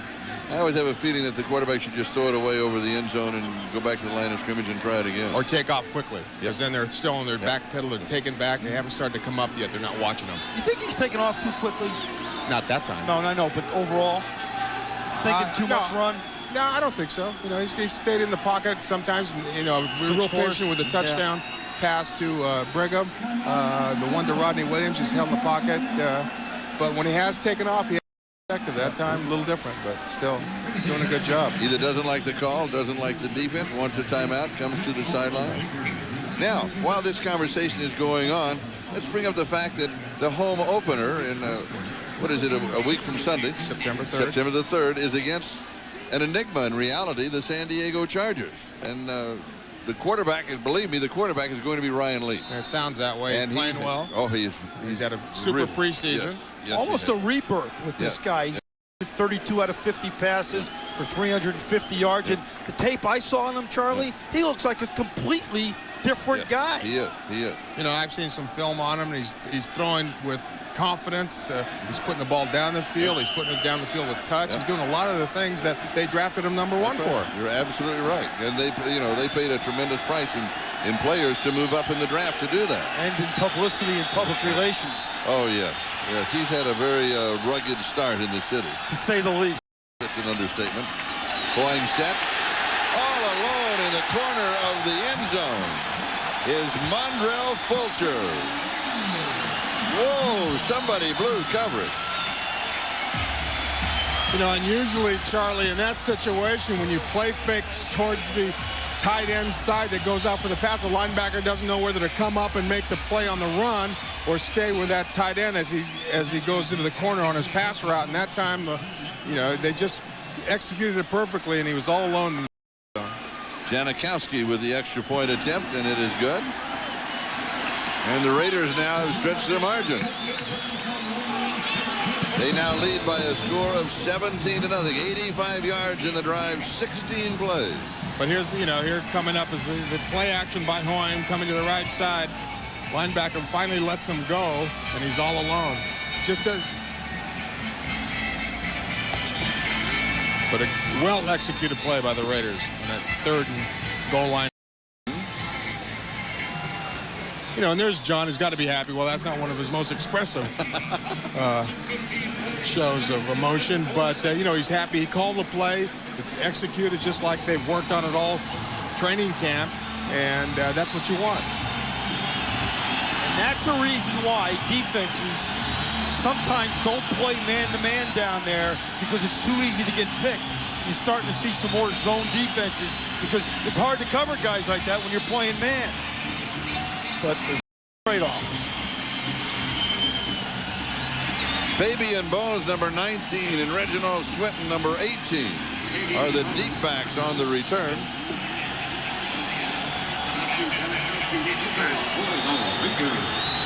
Swinton is the deepest of the two. And here's the kick. A pretty good one. It'll be taken at the 7-yard line. And returned across the 20 to about the 22. Be sure to stay with us at halftime. We'll have highlights, and the three of us will come on camera and talk about the first half. Completely dominated by the Oakland Raiders, and also an interview with Tom Flores, who I had a chance to talk to before the ball game, and you'll have a chance to see that interview. Tom was the quarterback in the Raiders' first game on a very cold night in Kezar Stadium back in 1960. And he was also my coach for 2 Super Bowls. That's right. And head coach of the Seattle Seahawks. That's right. And now the broadcaster. The man does it all. Meanwhile, Ron Hewitt's having all kinds of problems with Tony Bryant. Now take a look at this quarterback, young Brock Hewitt of the Seattle Seahawks. Well, he's going to go to the sideline with a timeout. But when you get a chance and he turns around, if you haven't noticed it already, he looks like he's 14 years old. He does. He really does. Well, he came a year early as well. This is his second year with the Seahawks, and he broke just about, or holds just about every record at the University of Washington. Passes, touchdowns, 300-yard games, 200-yard games. I mean, he had a great career at the University of Washington. And I think he'll have a great pro career also. So look at there it is. Like, he looks no longer young. He looks no younger than you, Charlie. Oh, how I would love to look like that.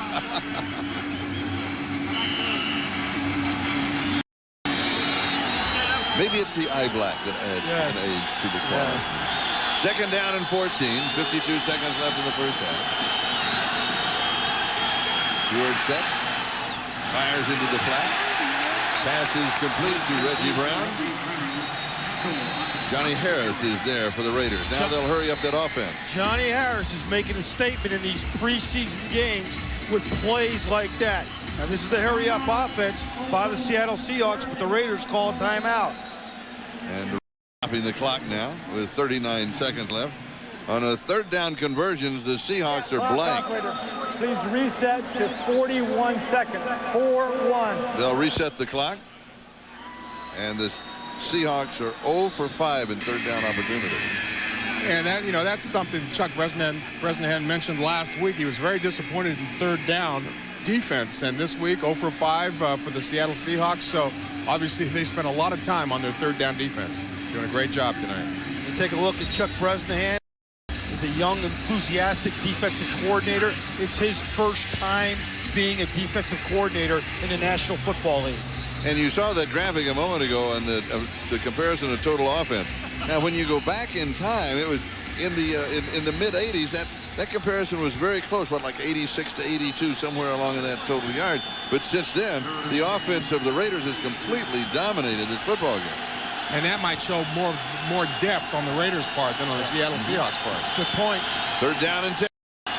Here's the screen. Pass is complete into the left flat. This is Sean Alexander, and he goes out around the 25-yard line, and so the Seahawks will kick it away. The Raiders will have another opportunity, and something that they may also have an opportunity is a long field goal attempt, which everybody would love. Absolutely true. Now, sometimes you wonder when they go in that situation, they don't pick up a first down. They call timeout to stop the clock, and they can come back and bite you in the butt. 34 seconds, the time remaining. Jeff Fiegels, who has had an night. This is Darian Gordon, the return man. He's about the shortstop. And is playing in. He's playing in, yes. Here's the kick. It's the line drive. One hop to Gordon. Looks to the corner. It's the kind of shake and bake move. Comes back to the inside. Oh, and Charlie, during warm-ups, Sebastian Janikowski kicked a 70-yarder out there on the turf just before game time. Well, you know, with him, Charlie, it really, what it does, it changes your mentality, because you can settle for a 15-yard gain and knowing you got a shot at the field goal, as opposed to last year where you had to get 25 yards. Oh, yeah. Well, he has hit this year from 38, 39, 41, 44, 46, 47, and then 43 tonight. He's becoming a cult hero in the Bay Area. I was in a sporting store yesterday, and they've got number 11 jerseys they're selling already. The guy hasn't even played in a game yet. You gotta love it. First down. Goes to the left flat. Man is there, is open. It's Gerald Moore, and he's out of bounds. He stops the clock. Good heads-up play. I tell you guys, I want to see him try it. I do too. I'm getting excited about this. I'm with you. Ike Charlton finally chases him out of bounds. There's the play. We'll get the ball out of bounds one more time, gain another 10, 12 yards, and James, you might have your wish come true. They have no timeouts left, so they're going to have to get out of bounds. Right now, it's a 65-yard attempt. That's right on that edge. Yes, sir. Boeing throws this one away. Make no mistake, he throws this one away. 10 seconds left. Well, one more play and one more kick. One more play, one more kick. There you go. See, well, now's a good time to throw it up the field, really. Yeah. Try for the touchdown only because, you know, they're thinking for a short pass to get within field goal range, so they might be playing a little tight, might overplay a short pass. Sometimes you go run by them. If it's incomplete, then you try for the field goal.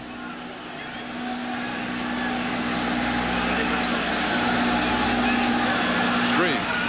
It's there. Moore heads to the sideline. Well, Jim, we'll see if your wish comes Yes, true. it does. Yes. It does come true. And the fans love it.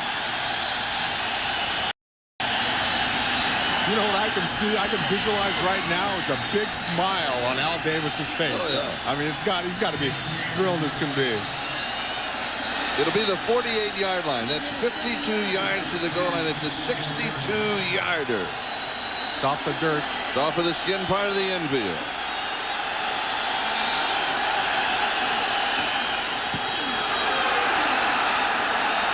Does it? Does it? No.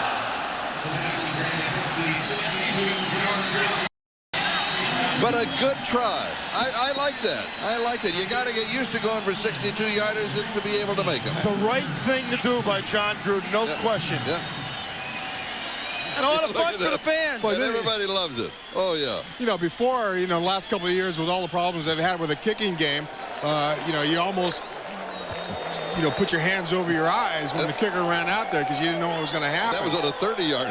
Yeah, that never would have happened from there. You better believe that. All right, let's go down to Jim. Okay, Coach, your defense has got him shut out. Your offense is working. How do you feel about the first half? Some good things there. We got to play 60 minutes. A lot of guys are contributing. Pleased to see Andre Rison, Jeremy Brigham, what they did returning to action. Real good, Coach. Good luck in the second half. It is halftime, and the first half dominated by the Oakland Raiders as they lead at this point by a score of 17-0. Don't go away. We've got an outstanding halftime for you. We'll be back. Here we go with the second half. The Oakland Raiders out in front of the Seattle Seahawks 17-0, and there's a look at the halftime stats. Third down conversion 06, 7 of 10, and total yardage 246. And the kickoff comes up short. This is David Dunn on the return, and he's got a nice shot right up the middle, and a flag comes flying. We can guess what that flag is on. Probably some type of illegal block. This would be, if it is on the Raiders. That's only their fourth penalty of the ball game in the first half. 3 penalties for 25 yards, which is something that they need to work on and have been working on. 10-yard penalty, first down. Jay Bellamy made the tackle. I know you guys have heard me say this before, but I'll say it one last time this preseason. Something about lightening up the infractions on kickoff returns and punt returns. There's always some type of blocking infraction. Seattle goes to work at their own 22-yard line. Boeing stays in at the quarterback. He's supposed to play probably to the middle of this quarter. He goes deep down the right side, and it is incomplete. It's going to Marcus Knight. Marcus Knight did not play in the first half. Troy Saunders had the coverage on him. Good night if he's going to make this ball club. I mean, that's just the bottom line. Especially after bringing Andre Rison in. And here's Bobby Hoyne standing in the pocket for a long time, puts nice touch on it, knows he can't drill it to him because of the angle of the defender on Marcus Knight, and it was almost a reception. Not quite there, but you're right, Charlie. I think Marcus Knight has to have a big night to make this ball club. Second down. See what's offering on the ground for Randy Jordan. Well, it's so good to see Randy Jordan running around after suffering an injury to his neck up in training camp. Had to go to the hospital. Has come back and has played just, I think, brilliantly in these last couple of preseason games. You know, he missed that first game in St. Louis, but since then has been on the field, contributed, played well.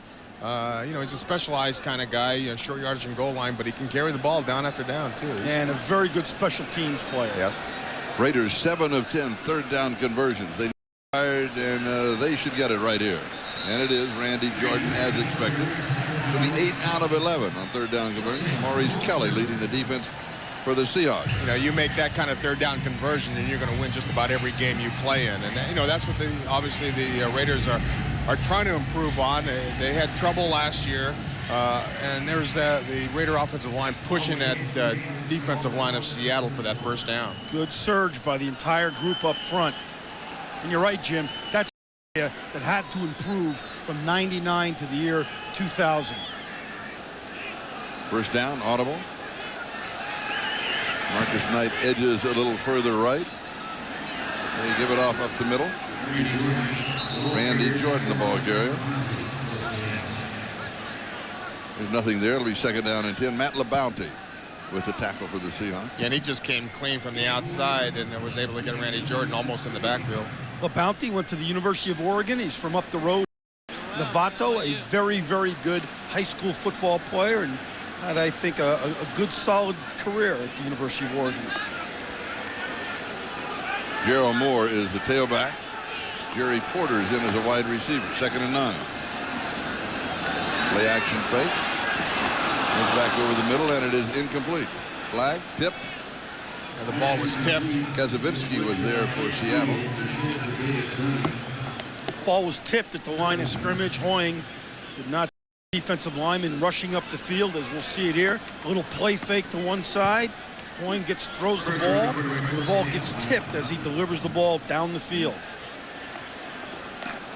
And one good thing about the Raider offensive line and the backups who are playing now, they had a lot of playing time last year. This is an experienced backup line for the Oakland Raiders.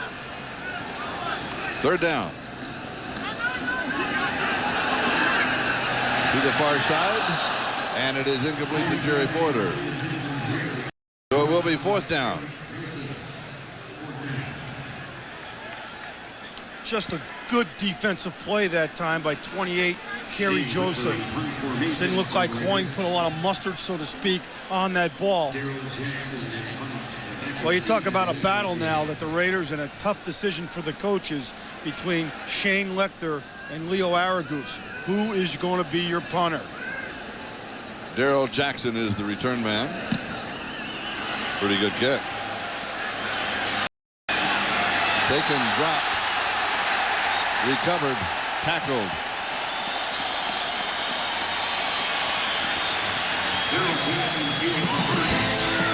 We'll be back in just a moment.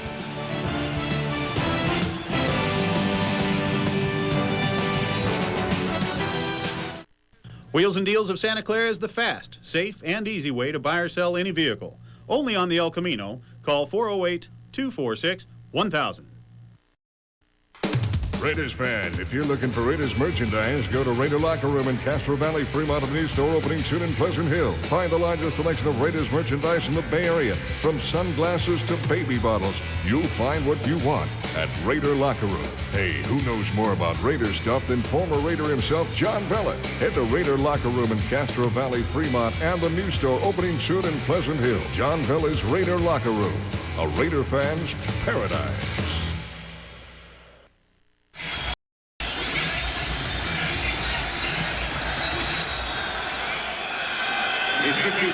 17-0. That's the black hole. Right behind the Seahawks have a first down at their own 8-yard line. In the first half, they had the ball 16 times. They had the ball 6 times. 5 times they punted. 1 time it was intercepted. Raiders have dominated this ball game.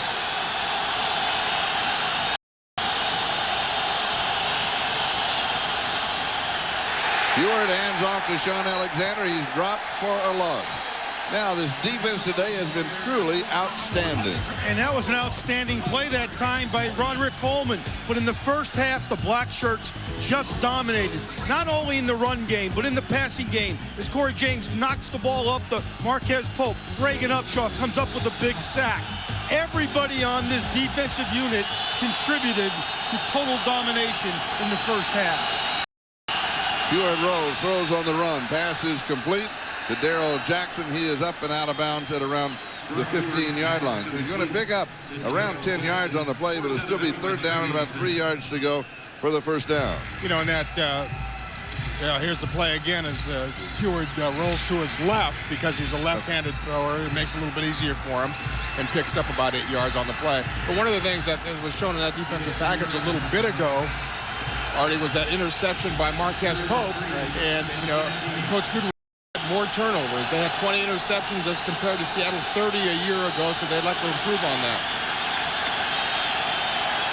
Brock Heward looks over the defense, and he takes a timeout. It'll be 3rd down and 3. Seahawks are 0 for 6 on 3rd down conversions when we come back.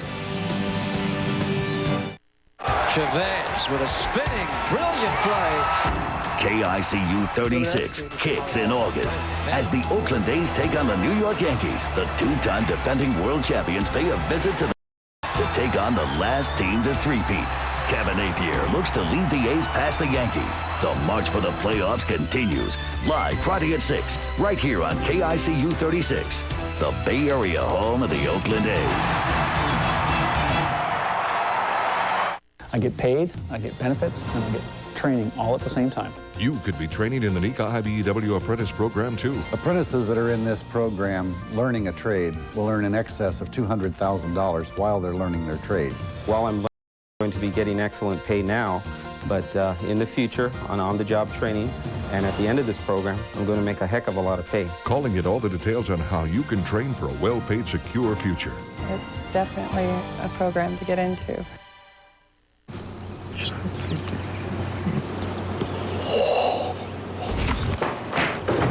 Honey! Sweetie! Come with me. Watch this.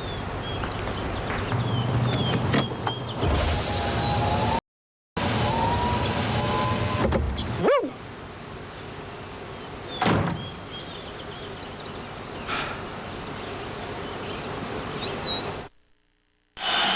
Meanwhile, the officials have not marked the ball ready for play, and Ewert calls everybody back to the huddle. Tell you and now they do. One thing about this crowd here, not a lot of people here tonight, but they sure are noisy. They're very vocal, you're right.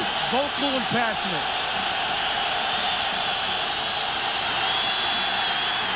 Ewert in a bit of an indecision. Looked left, came back right, then a little shovel pass that just simply did not work. You know, and here's another great job by the defense, putting pressure on Heward. Can't find anybody open, but also the secondary. They took away the slant routes from Seattle. Good coaching job by the Raiders, knowing probably what play the Seahawks were going to call in that situation. They took it all away.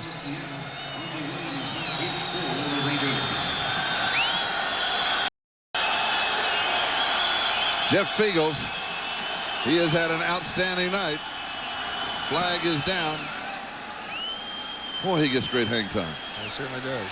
Rodney Williams on the return to the 35. Not about the 42, and there's a flag on the play.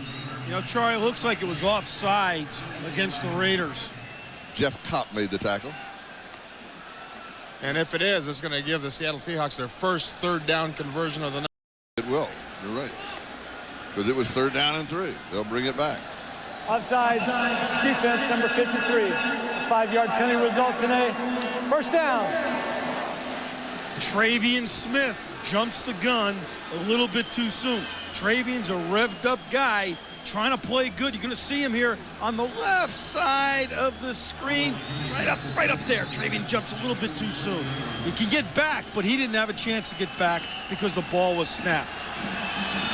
With the penalty, the ball goes to the 20-yard line. And via the penalty route, they get their first 3rd down conversion. Now it's 1st down. Heward to throw. Ball is loose. Raiders say they have it. Well, that's how you make up for penalties. You knock the ball loose. Roderick Coleman comes in and just does a great job of stripping the ball. And Upshaw recovers it.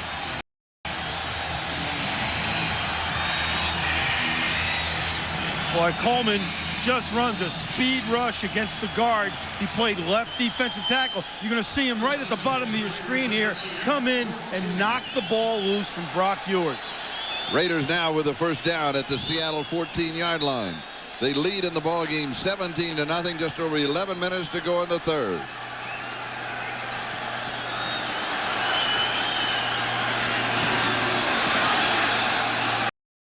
Gerald Moore gets the call from Bobby Horn. Matt Kennelly leading the defense for Seattle. Well, I would imagine that Mike Holmgren is not going to be real excited when he watches this tape. He's not excited now. No, he's not excited right now. After he's had a chance to think about it, Yes. he's really not going to be excited. Bay Area product has obviously had a great coaching career. As we take a look at Roderick Coleman, a second-year man out of East Carolina. Second 5. Looking left. Should have been intercepted. It's incomplete. Was that ball tipped? Yeah, or just a wobbling pass? It looked like it was tipped at the line of scrimmage, and it wound up being behind Brigham. And almost up for grabs. Yeah, I think it was. You're right. Going to see Hoying here drop back. The ball gets tipped right there by Matt Kennelly, number 78, second-year guy from Mission Viejo and USC. One of the things about the Seattle Seahawks defense, though, they've always been opportunistic, make things happen for themselves. Yeah, led the league in interceptions last year with 30 interceptions. Third down and 5. Seahawks have converted 8 of 12 third down opportunities. The first down would be a conversion, but it is not. A touchdown would be a conversion also. Ike Charlton had the coverage on Marcus Knight. I feel bad for Marcus Knight because he had such a great camp, but we're all remembering the 2 fumbles in the last 2 games after receptions that he coughed up. And one of the things John Gruden said in the paper last week, he will not keep people on the team that give up the football. Field goal attempt from 22 yards out. Janikowski made from 43. Missed from 62 and 42. This is a chip shot. And it's there. And a flag is down. Snap. False start, number 11. 5-yard penalty, repeat, 4th down. I saw him forward before the snap. Yeah, he did. But very seldom have I ever seen that call. That's right. Start of the kicker. I've seen other kickers do it before and never get it called because sometimes the ball is high and low and he's got to start and stop. And that was the right call by Phil Luckett. And especially with this guy because he's so fast, you'd think he'd want to hesitate even longer. 24. But it's a great lesson for him, Jim, right? Have it happen here in preseason. Shane Leckler's the holder.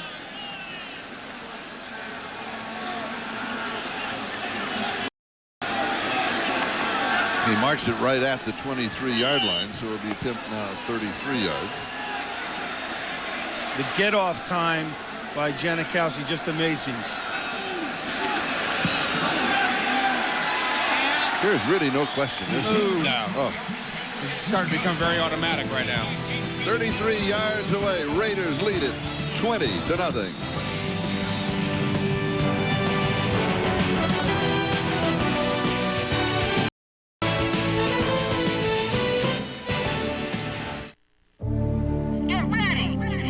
This world-class event is a winner. Toyota's 2000 clearance. Big selection of new Toyotas and big clearance values. Are you ready to go for it?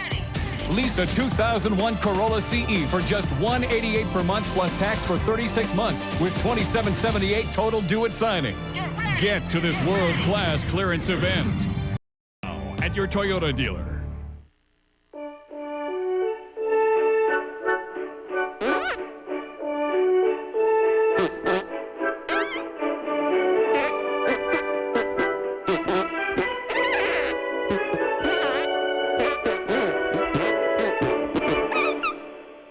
Thank you. Why wait for a special occasion? Gardetto's snack mix is ready anytime. Robust, hearty, Gardetto's. The time is now. New car shopping stressed me out. Then I met this crazy old lady. She said, relax. At Fremont Ford Mazda Nissan, it's truck clearance time. Take $6,000 off Expeditions. Take $6,000 off Explorers. And the 2001 Model Explorer Sport starts at only $19,499. Now have a cookie with Mama and a new truck. Fremont Ford Mazda Nissan. New owners, new management. Located next to the New Park Mall. The Raiders very effective in the red zone tonight. 3 possessions, 2 touchdowns, 1 field goal. It's about as good as you can get. Take a look at Brock Ewart there. Not a happy guy. Reginald Swinton and Fabian Bones are the deep backs on the return. Janikowski will kick off.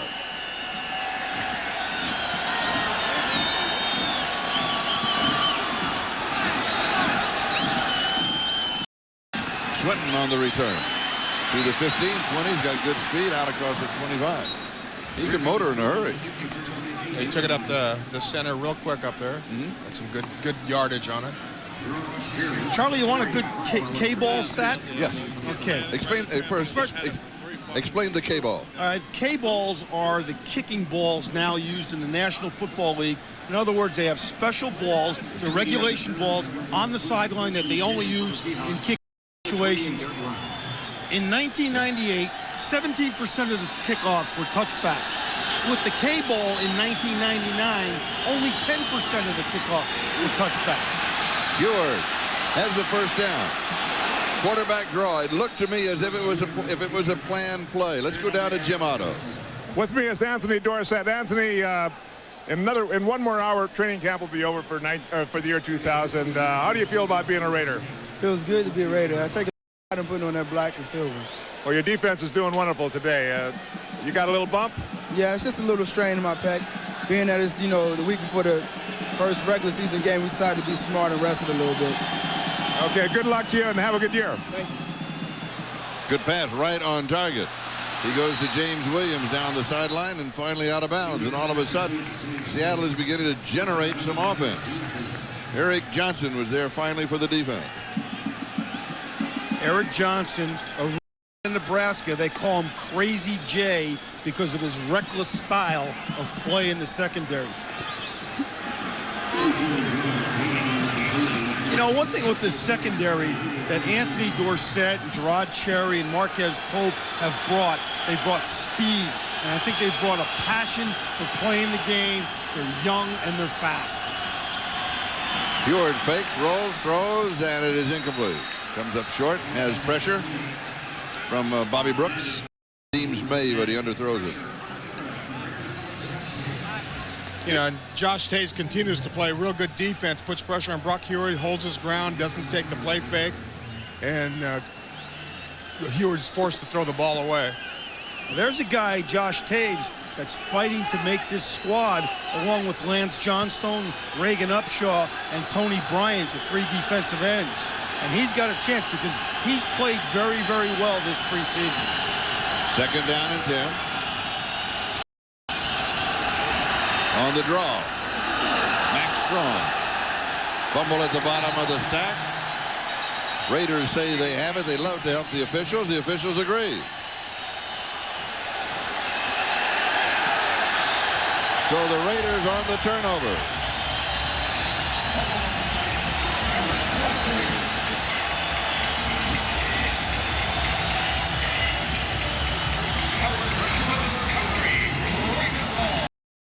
Calvin Branch with the fumble recovery. And that's one of the things that John Gruden wanted to get. More turnovers, more turnovers. Put his offense in good field position, stop drives by the other team. And that's exactly what's happening here tonight against Seattle. 3 turnovers now for the Seahawks. Good swarm by the Raider defense. They've been really talking in training camp this year about stripping the ball and knocking the ball loose. Change at quarterback. Scott Dreisbach is now in the game at quarterback for the Oakland Raiders, and according to the plan, he should finish up the rest of the game. Exactly, Charlie. Randy Jordan, the last ball carrier. Antonio Cochran with the tackle. He needs a good game. He's in a battle. Are they going to keep 4? As they did a year ago. Yeah. And the guy in the right, number 14, is number 2, and that's number 1. But number 16, Rodney Peete, is the issue right now. Who is the number 3 guy and or 4?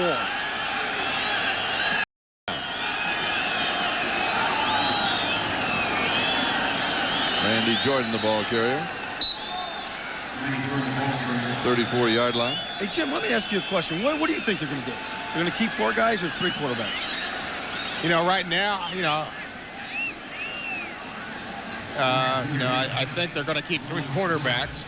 And who it's going to be remains to be seen. Scott Dryback shows a lot of promise. Rodney Peete, the experienced veteran, 12 years out of USC. I can't make that call right now. Who would you keep? Well, you're putting me on the spot, but if I were the coach and it was my choice, I would probably go with the younger player because they have 2 veteran quarterbacks already. You want to bring somebody else along. Almost a huge mistake by Dreisbach. He got away. Matt Labonte was pulling him down, and he grounds the ball, throws it. There was a receiver nearby, but that can come up wrong. That's very dangerous. Oh, it is. I mean, you're just throwing it up for grabs right there. Dreisbach should have either attacked or tried to go down, but he was being pulled around in a circle, and fortunately it worked out for him, but oftentimes it doesn't. Leo Aragus will be kicking to Reginald Swinton.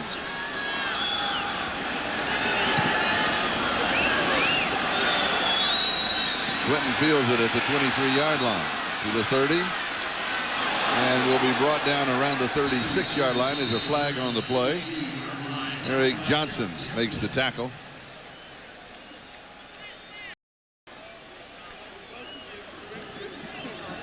Penalty against the Raiders. Gary Stevens, the quarterback coach, on the right, talking to Scott Dreisbach, saying, hey, when they show this defense. Downfield prior to the kick, number 53. The 5-yard penalties declined. First down. Well, Seattle wants the football. We have 7 minutes and 24 seconds left in the third in a game completely dominated by the Oakland.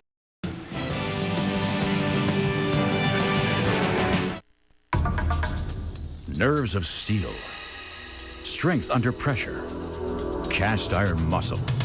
Looks like we've got a lot in common. Chevy trucks, the most dependable, longest-lasting trucks on the road.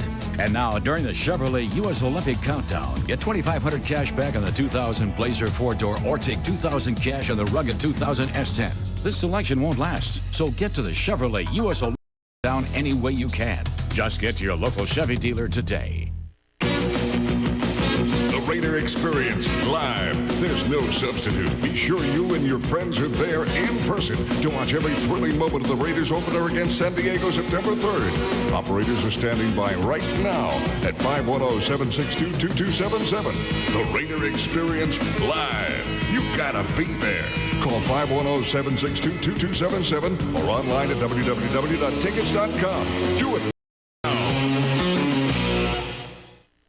Approach the bench. Down here, sir. What could you possibly have to say in your defense? I would, but my throat is so dry, sir. Oh, bailiff, get him a shot glass of tap water. Actually, sir, I was hoping more for some... Some champagne? Not likely. Not for you. No, I was hoping for a Red Bull, sir, if you don't mind, please. Bailiff, get him a Red Bull, whatever that is. Thank you, sir. Now, what do you have to say for yourself? Hey, sit down. I'll hold you in contempt. I'll sentence your hat. See you later, sucker. Red Bull gives you wings. 7:24 is the time remaining. Third quarter. The Oakland Raiders comfortably in front in this final preseason game and commitment to excellence. And there's the man who created this commitment to excellence. It's Al Davis, principal owner of the Oakland Raiders, one of the most influential men in the Bay Area and also one of the most influential men in the National Football League. And he has done everything from being an assistant coach to a head coach. He was commissioner of the old AFL and brought about the bonding between the AFL and the NFL, bringing everybody together, and he's just been so... And if you talk to Jerry Jones, who's the Dallas Cowboys, he says so many nice, wonderful things about Al Davis and what he has done and what he brings to the National Football League. Well, Al Davis has been innovative. He's created an offense that has been copied by many, many people, throwing the ball deep, stretching the defense vertically and horizontally. He's done a lot of creative things with the National Football League. Of course, he's been kind of a rebel. He's his own man. He does things that may not be right away thought too highly of, but in the long run, those changes have been adopted by the other teams in the league and the other owners. So he's been very, innovative, creative. He's given a lot of players a lot of chances where otherwise they might not, have gotten that opportunity elsewhere. They've picked up players that were cut and let go by other teams, and yet they found a home with the Raiders, and all thanks to Al Davis. I think his last idea is a great one, where he wants to have satellite Hall of Fames, one in Florida and one down in Anaheim, you know, from the Canton Hall of Fame. I think that's a great way to sell the National Football League and football to the youth of our country. Knocked down by Josh Taves. Penalty against the Seahawks. And as we were scanning the stadium, you saw the commitment to excellence that we started with. And that, of course, the motto. That is the motto of Al Davis. Illegal formation, offense, 6 men on the line of scrimmage. Penalties declined. 4th down. I'll finish my statement in a moment. Let's go down to Jim Otto. Yeah, Al Davis, my head coach for a few years before he became the commissioner of the American Football League. And I think he was the guy who got more out of me than any coach I've ever played for him. All right, thank you, Jim. And you have a feeling that most everybody like you, Jim Plunkett, who played for him, had that same feeling. Oh, I certainly do. You know, he gave me another opportunity that I might not have otherwise had. And the same holds true for a lot of other players. Rodney Williams is the return man. Jeff Fiegels to kick it. Great hang. Wow. It's another 5-point hang time. That's impressive. Taken at the 13-yard line. We've got a timeout. We'll step aside. Back in a moment.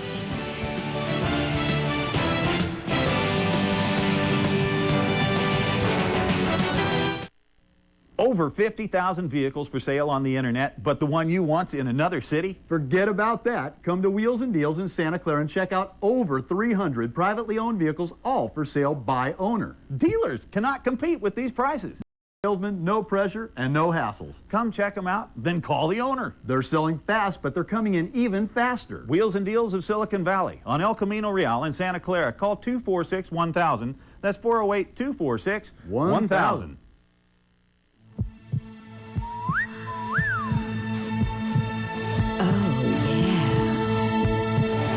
KICU 36 puts you in the driver's seat for California's hottest car show, Hot August Nights. Join nationally syndicated car nut Dennis Gage and experience classic rides, cars of the future, and the people that make them go. It's Reno, Nevada's classic car extravaganza, Hot August Nights. Friday at 9 on KICU 36. Kilago,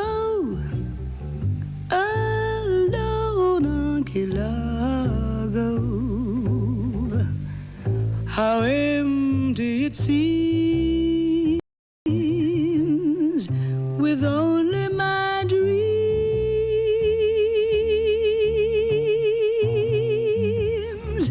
Introducing the 3.2 CL from Acura. Turnover package. You know, and this is one of the things that Gruden stressed this entire offseason, creating more turnovers, either by interceptions or fumbles, and making those fumbles occur. They practice a lot of stripping the ball during training camp, and it seems to be paying off for the Oakland Raiders. There's John Kitna. He's got a reasonable job tonight throwing the football after a slow start. Raiders at their own 13-yard line, first down.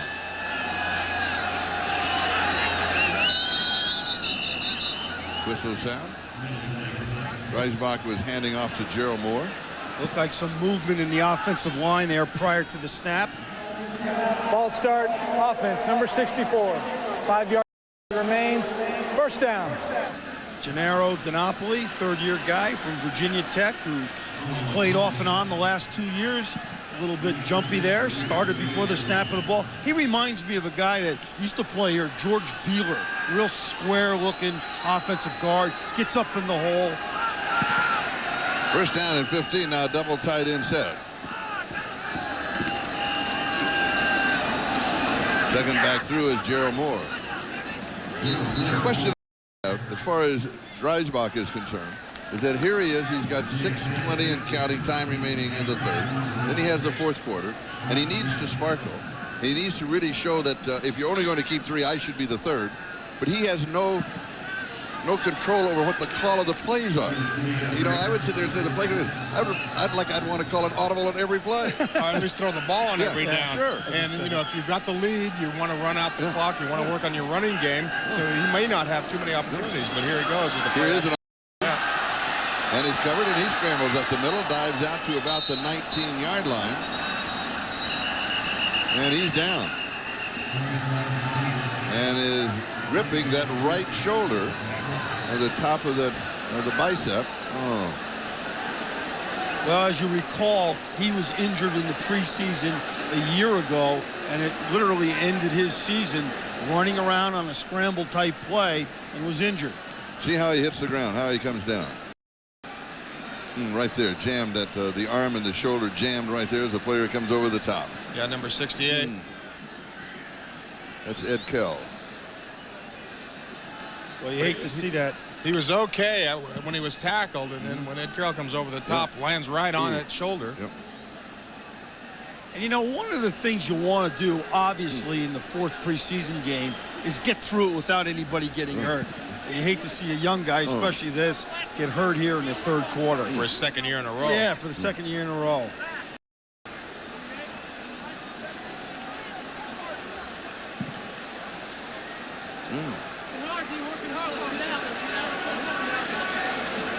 You know, we talked to John Gruden and the coaching staff, and the three things they wanted to do this year in the preseason was evaluate and develop some young players, stay healthy, and win. Now, they're going to win this game, so they're going to end up 3-1, but the stay healthy part, we will see when the game ends. But I think they've developed and evaluated some young players.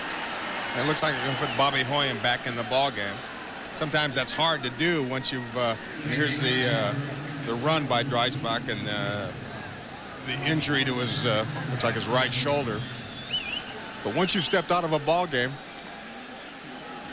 The good news is that he wasn't holding it like it's a broken shoulder, you know, and he was moving that arm around a bit as he came out. That's what we saw of him doing, it, moving his hand and his arm, and it looked like at least boots. Third down. Bobby Hoying now the quarterback. He comes out throwing. Nice reception and run after the catch by Mondrell Fulcher, who has scored a touchdown in the ball game. Maurice Kelly makes the tackle, and it'll be a first down for the Oakland Raiders. And a good read by Hoying to find the tight end on just a little curl out, real quick to hit. But what I was mentioning earlier, sometimes when you think you're done playing for the night, you know, you kind of relax and take off your helmet, put on your baseball cap, and all of a sudden you got to go back into the ball game. It's a real hard thing to do mentally.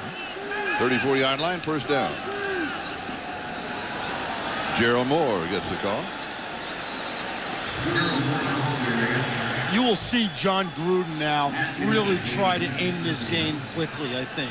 You know, he did it this week, had a couple long drives at the end of the game, had a long drive here in the first half.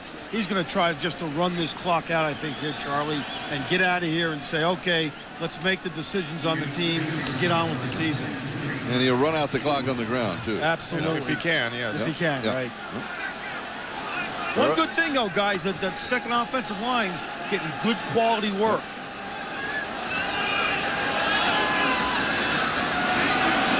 Gerald Moore again, and he's going to pick up the. And like you said, the Raiders, they'll continue just to pound away on the ground.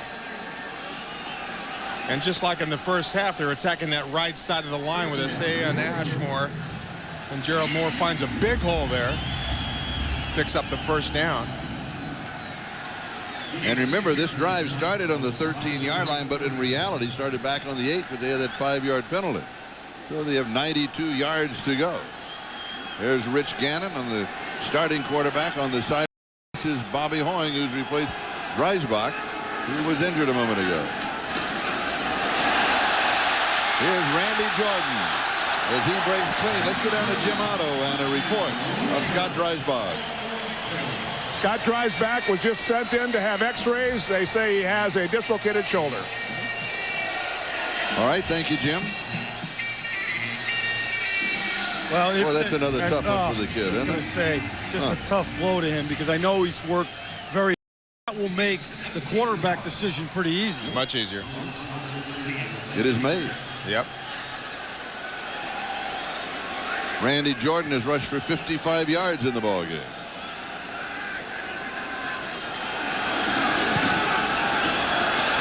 Here's Jordan again.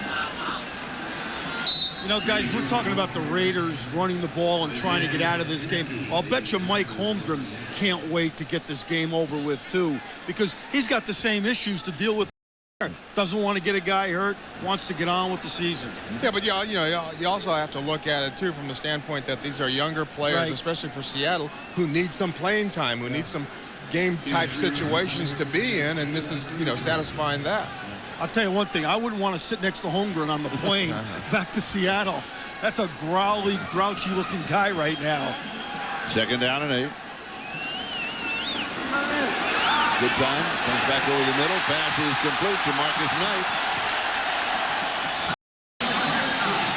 And Marcus Knight also is involved in trying to make the ball club. And now all of a sudden, if they continue to run the ball, he will not have his opportunities to shine. But what I liked about this reception by Marcus Knight here over the middle was, I think, initially he wanted to make a play like Andre Rison did, take it outside, but he was smart enough to turn it up the field and get what he could get out of it.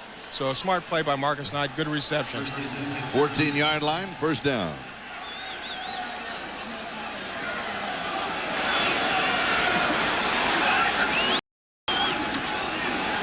Gerald Moore spins away. He'll get a couple of yards, and that's going to be it. Maybe just one. Keneally making the tackle. The depth of the wide receivers on the Raiders is the issue in the cuts, because Tim Brown, Porter, Jett, and Rison are going to make the team. And now who do you keep? David Dunn and Kenny Shedd to have 6 wide receivers? Boy, that's the tough part, deciding how many you're going to keep and who are number 5 and 6. And that decision is made this coming Sunday. Yes. Has to be in at the NFL office, Charlie, by 4 o'clock Eastern time. Into the end zone and intercepted. Marcus Knight, the intended receiver. Troy Saunders with the interception. And that is the first turnover for the Seattle Seahawks. And just a bad decision by Bobby Hoyne. He held the ball quite a long time. It's only 2nd down. You can throw it away and tee it up on the next play. So there was no really excuse to make that kind of throw by Bobby Hoyne. So the Seahawks will take over at the 20-yard line.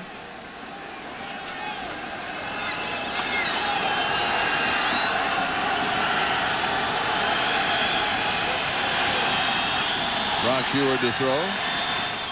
His pass is complete. He goes to James Williams.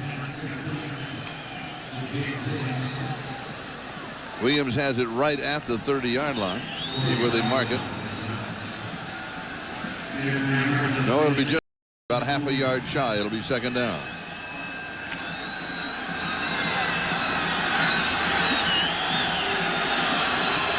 "11 seconds and counting. Time remaining in the 3rd. Heward, a little swing out to the right flat. That's Sean Alexander, the #1 draft choice. He is not going to pick up the 1st down. So that is the end of the 3rd quarter. 3 are in the book. 1 to go. And the Raiders lead 20-0.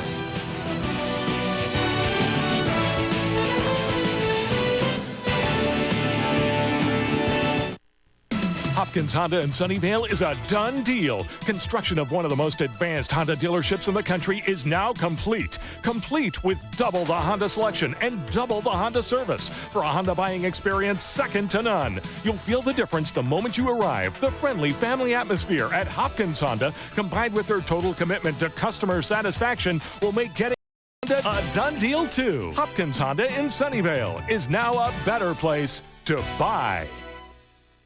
Hi, I'm Stormin' Norman. Come on inside and let me show you why we're more than just a camper shell store. We build shells here to give you quick service, painted to match, and designed to meet your needs.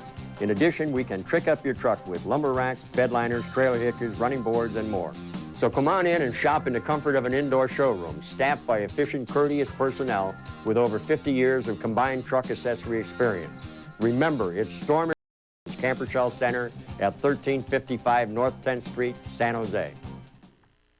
Introducing a dynamic breakthrough in office technology, the Ricoh eCabinet. Don't let its calm exterior fool you. Inside, its smart software is working furiously, capturing every document from every machine in your office. Documents you find instantly on your browser. Shh, look, there, that's the eCabinet. e-cabinet in action. It's finding faxes, scans, photocopies, printouts. Fabulous to get that moment on film. Ricoh e-cabinet. Save everything, find anything. Demo e-cabinet at rsv.ricoh.com. Welcome back to Oakland. There's a friend of the Raiders organization in Southern California, Sid Gilman. And Sid has not been feeling very well recently, and we all wish him well and wish him a full recovery very soon.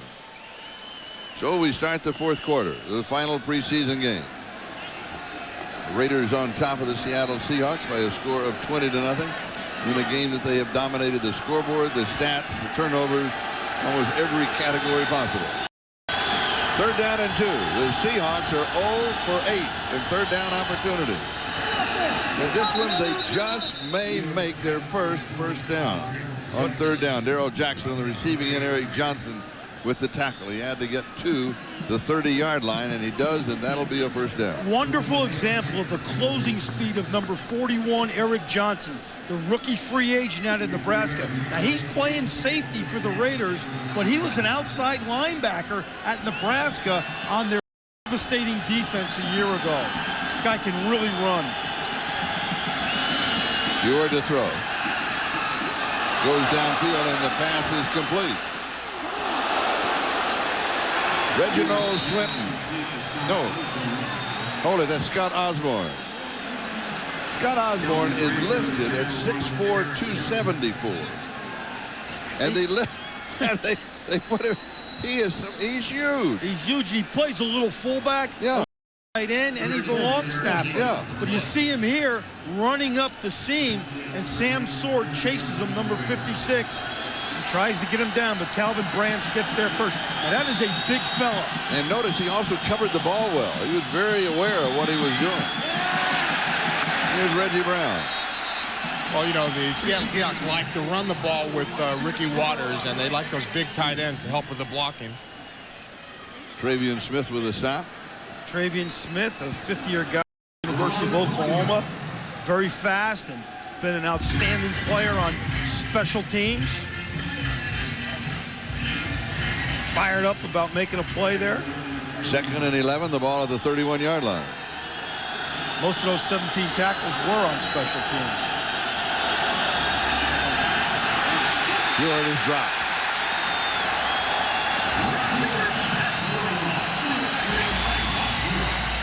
Bobby Brooks and Noah were there.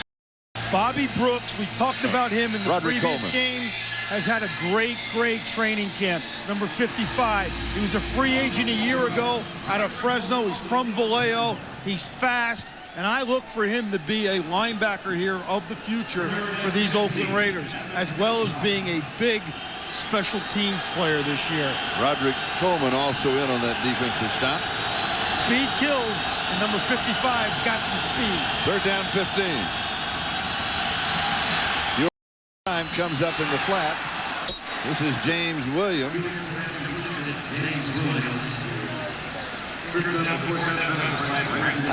I'm amazed by that, Jim. Why do you go in the flat when it's 3rd and 15? You've got to go downfield. Well, this is a 4-down territory situation, so you want to pick up part of it and then get the next one on the next down. That's the way I look at it. All right, they got part of it. It's 4th down and about 6. 4 wide receivers.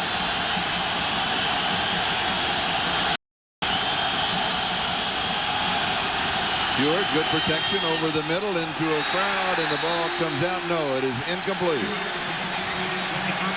Eric Johnson making the defensive play on Isaiah Mustafa.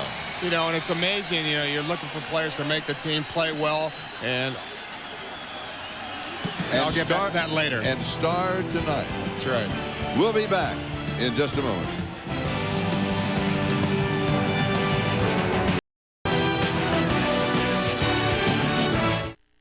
This is what results when architects and engineers collaborate without restrictions to create a building without compromise. The spectacular new showrooms of Stevens Creek Audi. And this is what results when the best minds on design, performance, and technology collectively pursue a dream. The new Audi A6 Quattro sedan. Exuberance on 4 wheels. And available at Stevens Creek Audi for just $396 a month plus tax.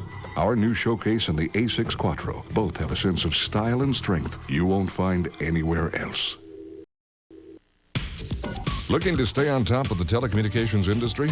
Applied Signal Technology is a leader in adapted digital signal processing techniques. Situated in beautiful grounds in Sunnyvale, Applied Signal Technology focuses on a friendly and teamwork-driven atmosphere. Employees work across the entire telecommunications industry, and we're hiring software and hardware DSP engineers. You'll never work in a more exciting place. So contact us today. The fountains are one of the things I love most about Italy. This is the famous Trevi Fountain.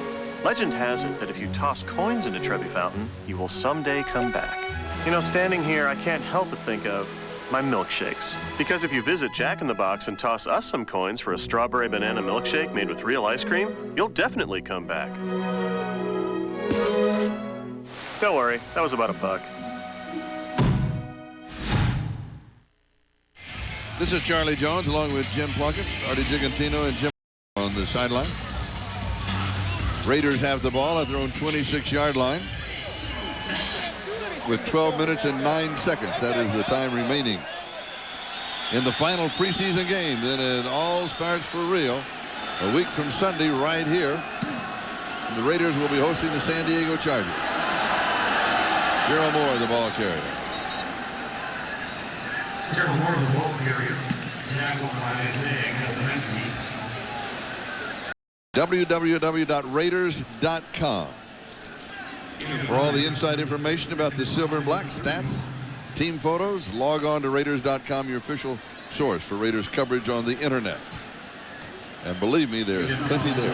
Yes, you will plenty enjoy of information. it. Well done. It's got a long history, the Raiders do. 2nd down and 5. Bobby Hoying back in the ball game because of the injury to Dreisbach. Gerald Moore carry. And I get more and more the feeling that we had at the end of the third quarter. Now it's particularly from a Raiders standpoint, let's run out the clock. Let's get this over with. Let's not get anybody else hurt. Exactly. Let's get You're trying to stay in bounds. For the regular right. season. Run Stay the ball keep up the ball. inside Yep. and stay in bounds. Yep. And let's get out of here. Now, you know, the Raiders playing on a Thursday night, it gives the coaching staff kind of an extra day to make these decisions. In fact, there are 6 NFL games tonight and like 8 tomorrow night and then 1 on Saturday. Gives the coaching staff just an extra day to make decisions. And the players an extra day to get healthy. Absolutely. Hoying goes and it is knocked away. Mondrell Fulcher, the intended receiver, who has a touchdown in the ball game. Warner Herndon knocked it away. And he's shown a good hands and also a good eye for the ball. He sees the ball is underthrown. He stops, goes up for it. Could have been had. He was the backup, or he was one of the tight ends at Miami. And Bubba Franks was the guy everybody came in to see. And this guy was playing on the other side. And he's a good football player, too. He was a fullback as well as a tight end at Miami. Shane Leckler will be kicking. Another battle here in Arrowgoose.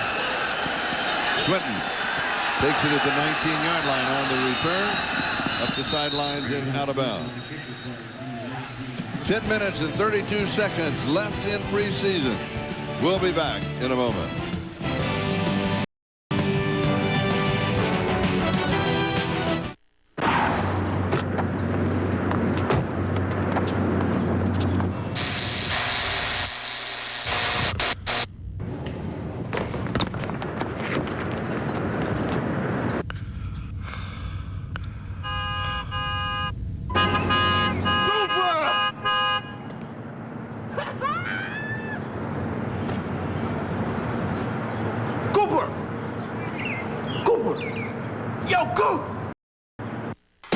Raiders fans, if you're looking for Raiders merchandise, go to Raider Locker Room in Castro Valley, Fremont, a new store opening soon in Pleasant Hill. Find the largest selection of Raiders merchandise in the Bay Area, from sunglasses to baby bottles. You'll find what you want at Raider Locker Room. Hey, who knows more about Raider stuff than former Raider himself, John Vella? Head to Raider Locker Room in Castro Valley, Fremont, and the new store opening soon in Pleasant Hill. John Vella's Raider Locker Room, a Raider fan's paradise.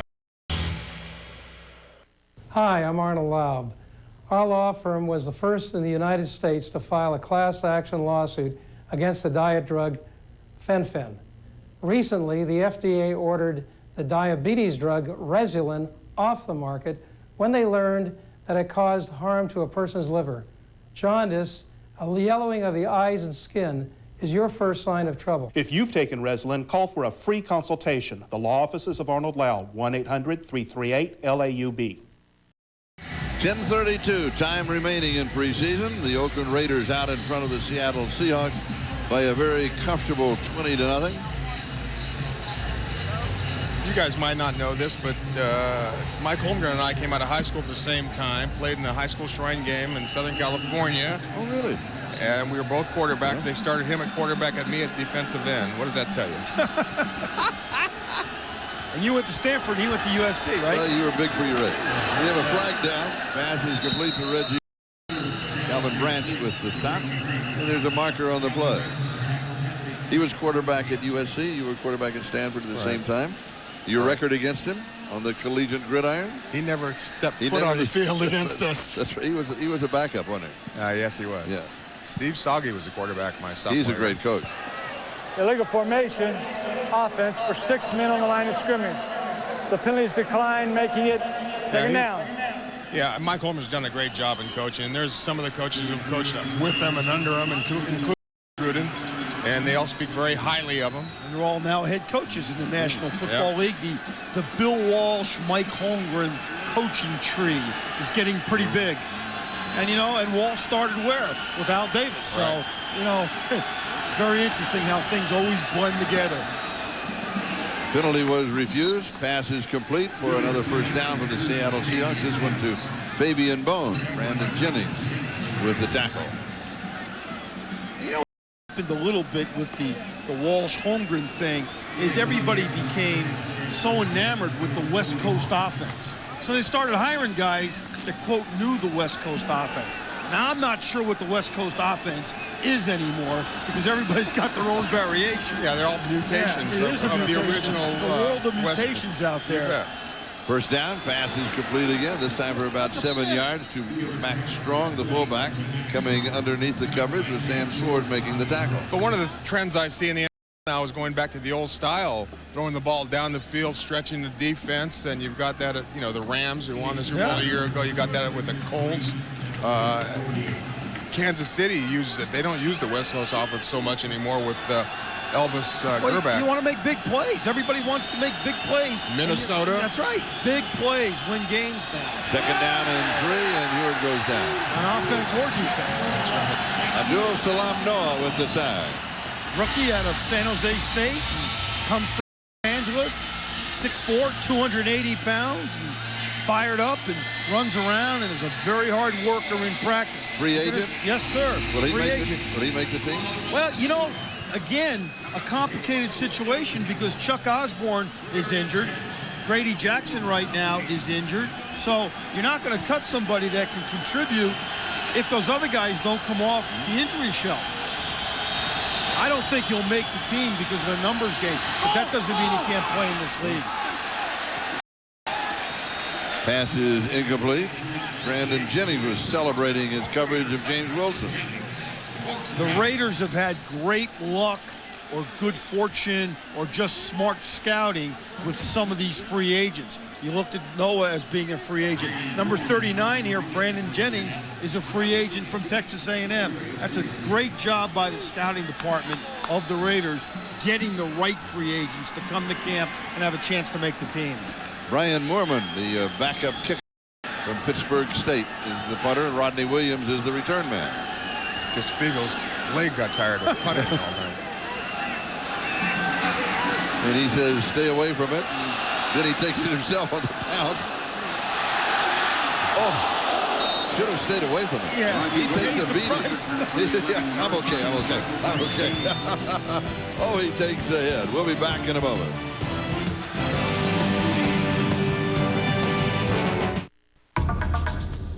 When it counts, you stand your ground. Looks like we've got a lot in common. You can always depend on Chevy to be there for you. And now, during the Chevrolet U.S. Olympic Countdown, get $1,500 cash back on a 2000 Chevy Malibu or take $2,000 cash on a 2000 Cavalier. Don't let the selection pass you by. Make a stop at your Chevrolet dealer today for the Chevrolet U.S. Olympic Countdown.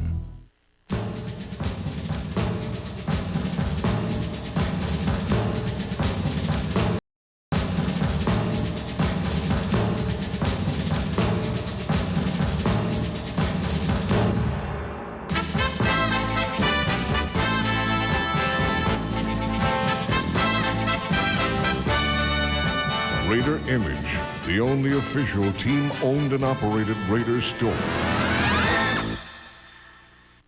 What color should the donkey's dress be, Daddy?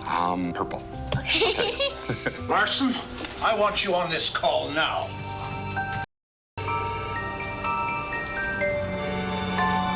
It's not Larson. It's Mr. Larson. Need a fast computer at home? Buy DSL internet service and get a $1,000 compact Presario, all for $59.95 a month. Where's your brother? Call now. Offer ends 8/31. 14. That is the time remaining in the fourth quarter. Jim Otto has a report on the injured Scott Dreisbach. Jim? Scott Dreisbach went in and had x-rays on his shoulder. It did dislocate. It went back in again, but they're going to do an MRI tomorrow, and it looks like he's going to be out 4 to 6 weeks. Thank you, Jim. Boy. That hurts, and it hurts outside of the shoulder. Oh, yes, by far. Going the quarterback, 15-yard line. Raiders in their own territory. This is Gerald Moore. Back to the line of scrimmage, and the clock continues to tick. The guy who just gave the report, Jim Otto, knows something about getting banged up and having surgeries and injuries. How many operations has he had, Jim? Jim Otto? Yeah. Wait, well, let's ask him. Jim Otto, how many operations have you had? 38. Oh, smokes. 38 and count. Are you through? I bet you he hopes so. 38. Yeah. Oh, boy. That's amazing. Yeah. I've had 13, and I felt bad for myself. Not anymore. Ooh. The 2 I've had, I'm still bothered by. It took away a little of my speed, you know. What's this? Is complete to Jerry Porter.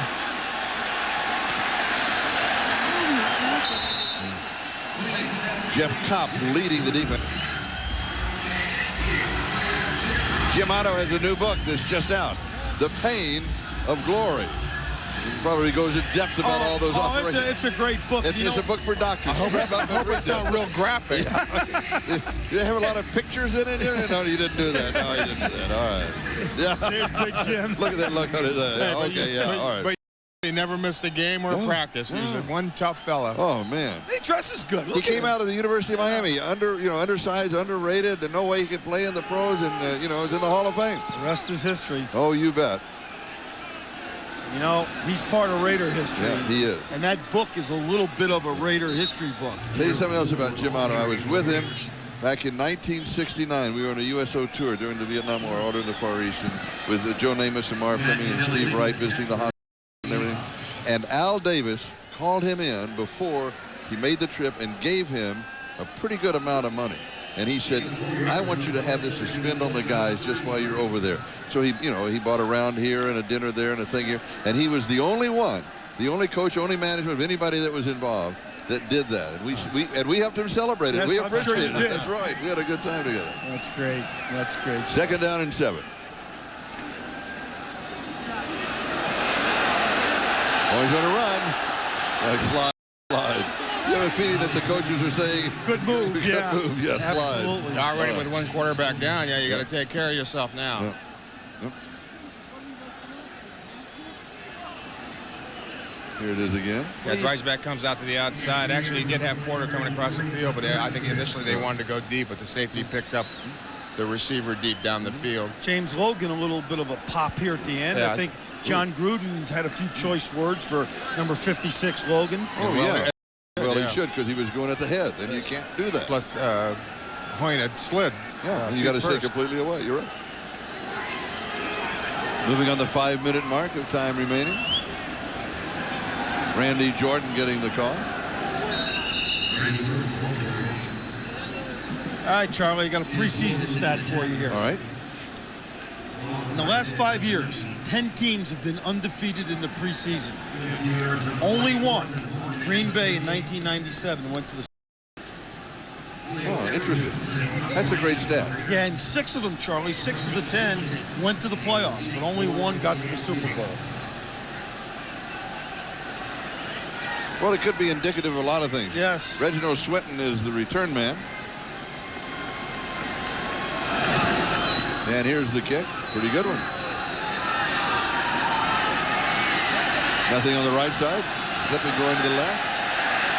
Not a very good decision, and he's down. He'll lose some yards. Turn.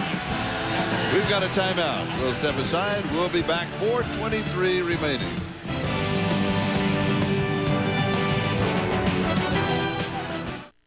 Wheels and Deals of Santa Clara is the fast, safe, and easy way to buy or sell any vehicle. Only on the El Camino. Call 408-246-1000. The Raider Experience live. There's no substitute. Be sure you and your friends are there in person to watch every thrilling moment of the Raiders opener against September 3rd. Operators are standing by right now at 510-762-2277. The Raider Experience live. You gotta be there. Call 510-762-2277 or online at www.tickets.com. Do it right now. Hi, I'm Stormin' Norman. Come on inside and let me show you why we're more than just a camper shell store. We build shells here to give you quick service, painted to match, and designed to meet your needs. In addition, we can your truck with lumber racks, bed liners, trailer hitches, running boards, and more. So come on in and shop in the comfort of an indoor showroom, staffed by efficient, courteous personnel with over 50 years of combined truck accessory experience. Remember, it's Stormin' Norman's Camper Shell Center at 1355 North 10th Street, San Jose.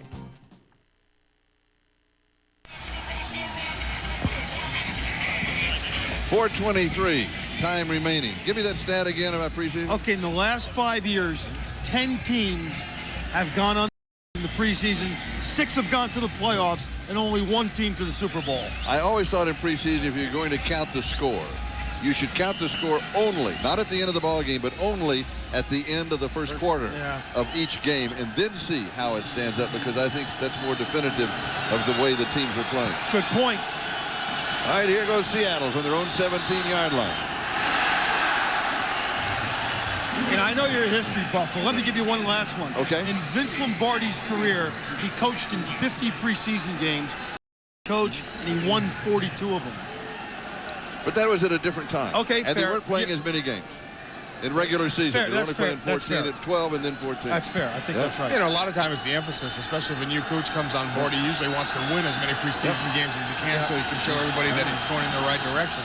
Good defensive play. Passes right on target to Fabian Bones. Now, let's look at the Raiders. You know, this is the end. We got a little more than 4 minutes to go.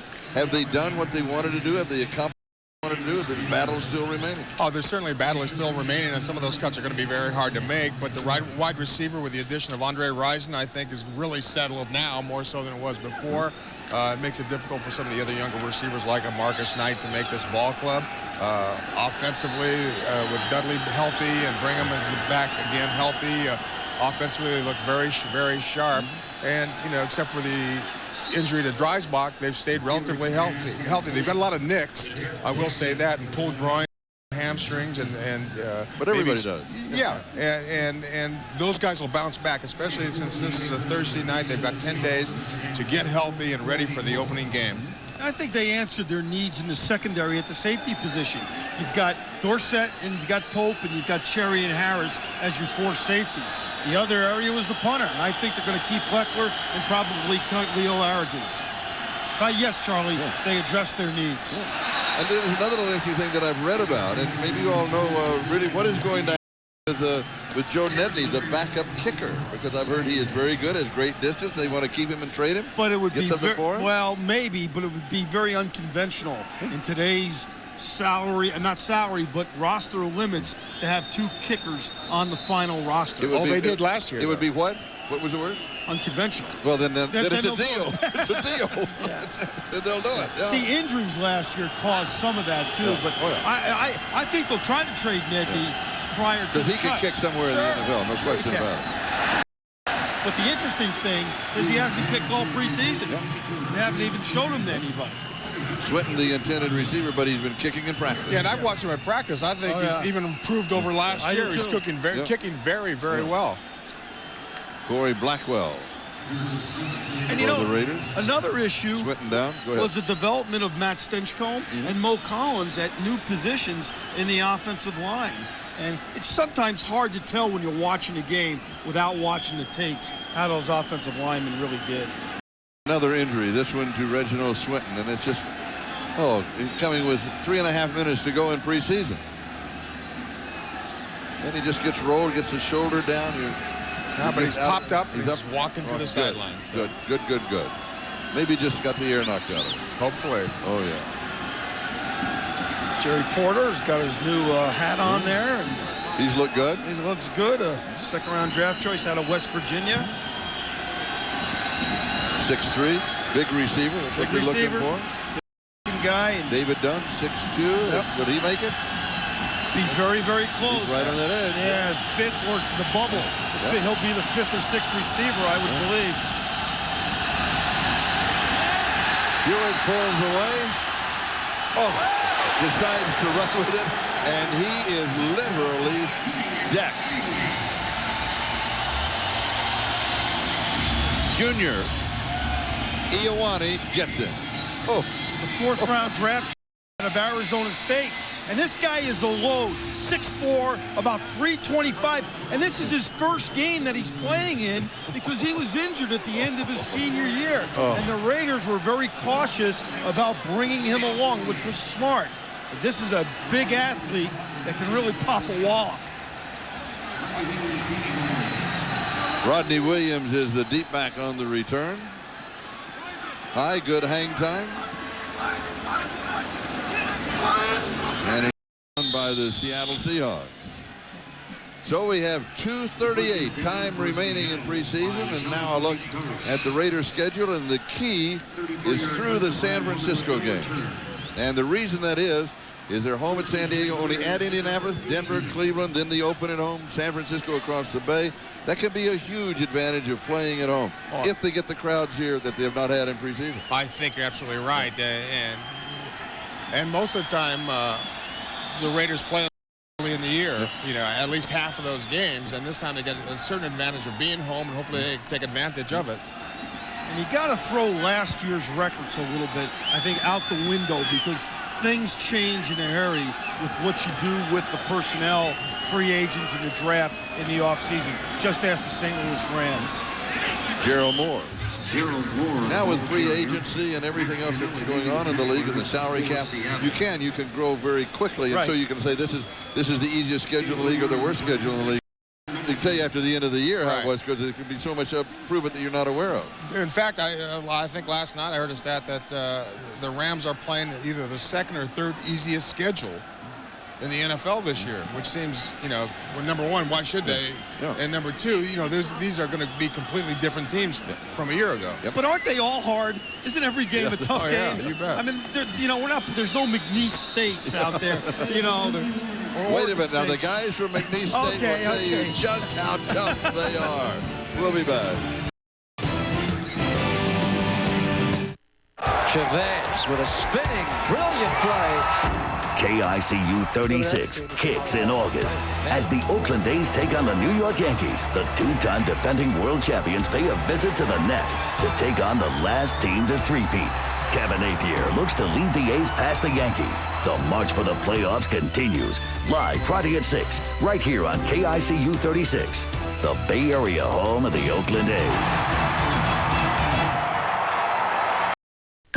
This is a test. For the next 30 seconds, this station will be conducting a test of the urgency broadcast system. If you want free installation from AT&T Cable, it's urgent you act now. Do not remain calm. Pick up the phone immediately and dial the number on your screen. What are you waiting for? With AT&T Cable, there's something for everyone, including ESPN's cable-exclusive coverage of the NFL, featuring 18 regular season games. And with our free installation offer, there's never been a better time to get cable, but there's no time to lose. Mention cruising, and not every luxury car driver conjures up bingo, shuffleboard, and dancing on B-deck.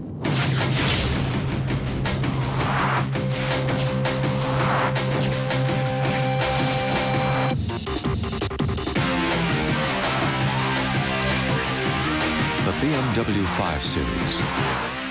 No one will ever call it a boat.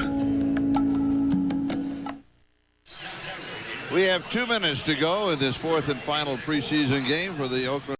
They have completely dominated the Seattle Seahawks, and not exactly what everybody expected. Well, you know, the Raiders are a much improved ball club. I think they've made themselves better by their acquisitions, their draft choices. This is going to be a very, very good football team. It's going to be a fun year. Oh, yes. It'll be an exciting year. Yes. Gerald Moore on the right side. You know, it was exciting last year, Arnie. Yeah. 8 losses by a total of 37 points. Maurice Kelly making the tackle, and now probably the most exciting addition is Sebastian Janikowski. Oh, yeah. Don't overlook the fact, like you said, they get, you know, inside the 40-yard line. We go for it. Yeah, but he'll become a cult hero, and he'll become, you know, just a guy everybody knows about. And everybody in the country, not just the Bay Area, is talking about him. Speaking of cult heroes, I'll see Stabler tomorrow. He's a cult hero. Oh, you bet. He's a cult to himself. Gerald Moore on the right side trying to pick up the first down. He needed just about a yard and may well have got it, and he does, and that will move the chain. Well, guys, just think there are 69 players on this team right now. They've got to cut down to 53, so they got to cut 16 guys. Tough. Now you hear the crowd cheering as they look to the clock and see the countdown inside of the last minute of this preseason. Bobby Hoying will just kneel it away.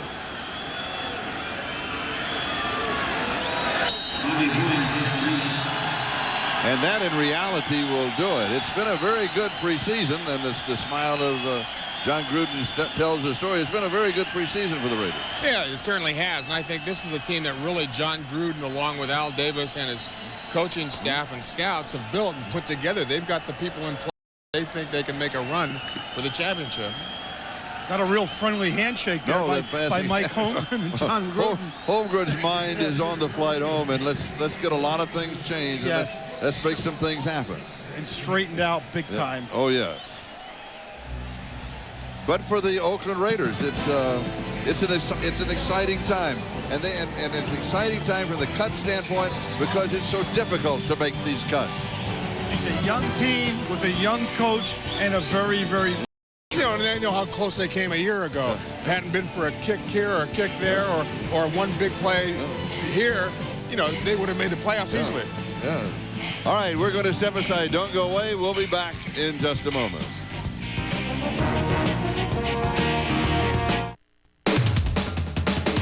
Raider football on KICU 36 is brought to you in part by your Northern California Toyota dealers. By Gardetto Snack Mix. The time is now. Ika IBEW. By Mr. Chow's Chinese Fast Food. The best. And by Fremont Ford Mazda Nissan. One simple low price.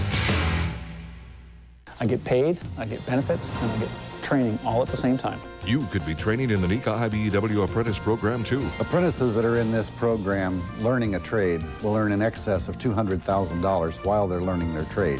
While I'm learning, I'm going to be getting excellent pay now, but in the future, on-the-job training, at the end of this program, I'm going to make a heck of a lot of pay. Calling it all the details on how you can train for a well-paid, secure future.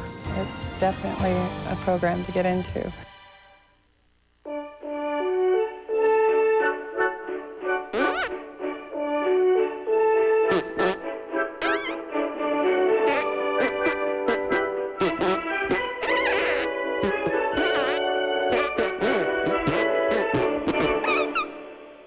Thank you. Why wait for a special occasion? Gardetto's Snack Mix is ready anytime. Robust Gardetto's. The time is now. New car shopping stressed me out. Then I met this crazy old lady. She said, relax. At Fremont Ford Mazda Nissan, every car is marked with one simple low price. You see your discounted price instantly. Like these brand new Mustangs, only $13,795. And look at these super hot Mustangs by Celine. Now have a cookie with Mama and a new car. Ford Mazda Nissan. New owners, new management. Located next to the New Park Mall.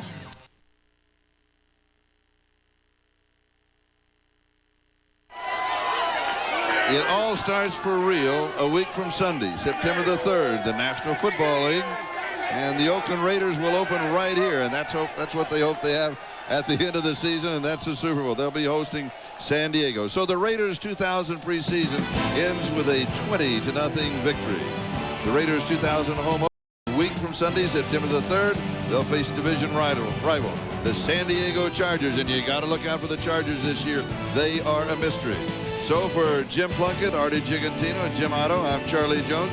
Thanks for being with us throughout this preseason. We enjoyed being with you. And so long tonight from Oakland, California.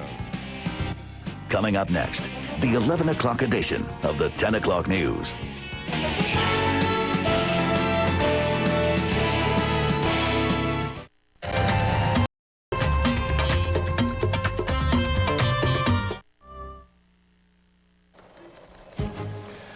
Police have identified the man they say broke into this Merced home and terrorized 5 children, killing 2 of them. We'll have a report tonight from Merced. The former Los Alamos scientist accused of mishandling nuclear secrets is given bail. Is it a sign that the government's case against him is falling apart? These Bay Area rock climbers are back home tonight after being held hostage in a former Soviet republic. And East Oakland residents grapple with the question of how to keep guns out of the hands of young people. Those stories and all the news on this Thursday night, August 24th, 2000. And now, the award-winning 10 o'clock news on Channel 2, the #1 primetime newscast in the country. Good evening. I'm Leslie Griffith. And I'm Dennis Richmond. There are new details tonight about a man police say broke into a home in Merced and killed 2 children with a pitchfork. 3 other children in the home escaped. Police have now identified the man as Jonathan David Bruce. Officers shot him to death. Ken Wayne is in Merced tonight with our report. Dennis, relatives say the family that lived in this Merced area home will probably never live here again. The trauma of what happened here is simply too much. Many Merced residents and even veteran law enforcement officers say they are still stunned by this horrific attack that killed 2 young children. It's affected my deputies as well, and the dispatchers and the public safety people that were out there. I mean, everyone was just really just asking the question, why? We don't have that answer, and I don't know if we ever will. Ashley Carpenter and her 7-year-old brother John were stabbed to death with a pitchfork. Are they there now? Some of my brother and sister with a pitchfork. They're stabbing your brother and sister with a pitchfork right now inside the house? You have to be careful. He's going to kill him. You don't know who this man is? Authorities identified the attacker today as 27-year-old Jonathan David Bruce, also of Merced. Authorities say they don't think Bruce knew the Carpenter family, and they don't know why he began terrorizing the 5 children inside. Deputies eventually shot Bruce 13 times, killing him. He attempted to attack the officers as he had attacked the girls, or the girl and boy, and would not back off. They maced him. They ordered him. He continued at them. The mace had no effect on him. The behavior, the whole thing, when you look at it, I'm going to guess at this point, and this is pure speculation, but drugs are involved. The father was at work, and the mother had taken her car to a mechanic when the attack occurred. 13-year-old Anna Carpenter tried to protect her younger siblings. He started gouging her with that pitchfork, and she was in her bedroom with the other little girl, and she was trying to protect her, keep him away from her. So she took the blunt of it herself, and she kind of pulled her hands up and feet up. And that's why he didn't get her in the abdomen. He hit her legs and her arms with the pitchfork. Anna Carpenter survived and was released from a Merced hospital this afternoon. He was telling us to lay down, and I went to lay down. And then he was just saying all the cuss words and stuff. Bruce had lived with a girlfriend and her 2 children in this Merced apartment. But not long ago, the couple broke up, and Bruce was alone. And after that, he just changed. He, nothing that would have led me to believe this. But he got more of a loner, more holed up, and more ugly with kids. Ken Wayne. And a man broke into a home in Merced and killed 2 young children with a pitchfork and terrorized 3 others. All 3 of them escaped, and 1 was released from the hospital tonight. Contra Costa County prosecutors today said that they will seek the death penalty against 2 brothers and a woman charged with murdering and then dismembering 3 people. Suspects Glenn Taylor Helzer, Don Goodman, and Justin Allen Helzer appeared in a Martinez courtroom today. They were scheduled to enter pleas in connection with the deaths of Ivan and Annette Steinman of Concord and Selena, the daughter of blues musician Elvin Bishop. But the judge postponed their pleas for 2 weeks. The 3 face 13 counts, including murder with special circumstances. Glenn Helzer's attorney today said that her client intends to plead not guilty by reason of insanity.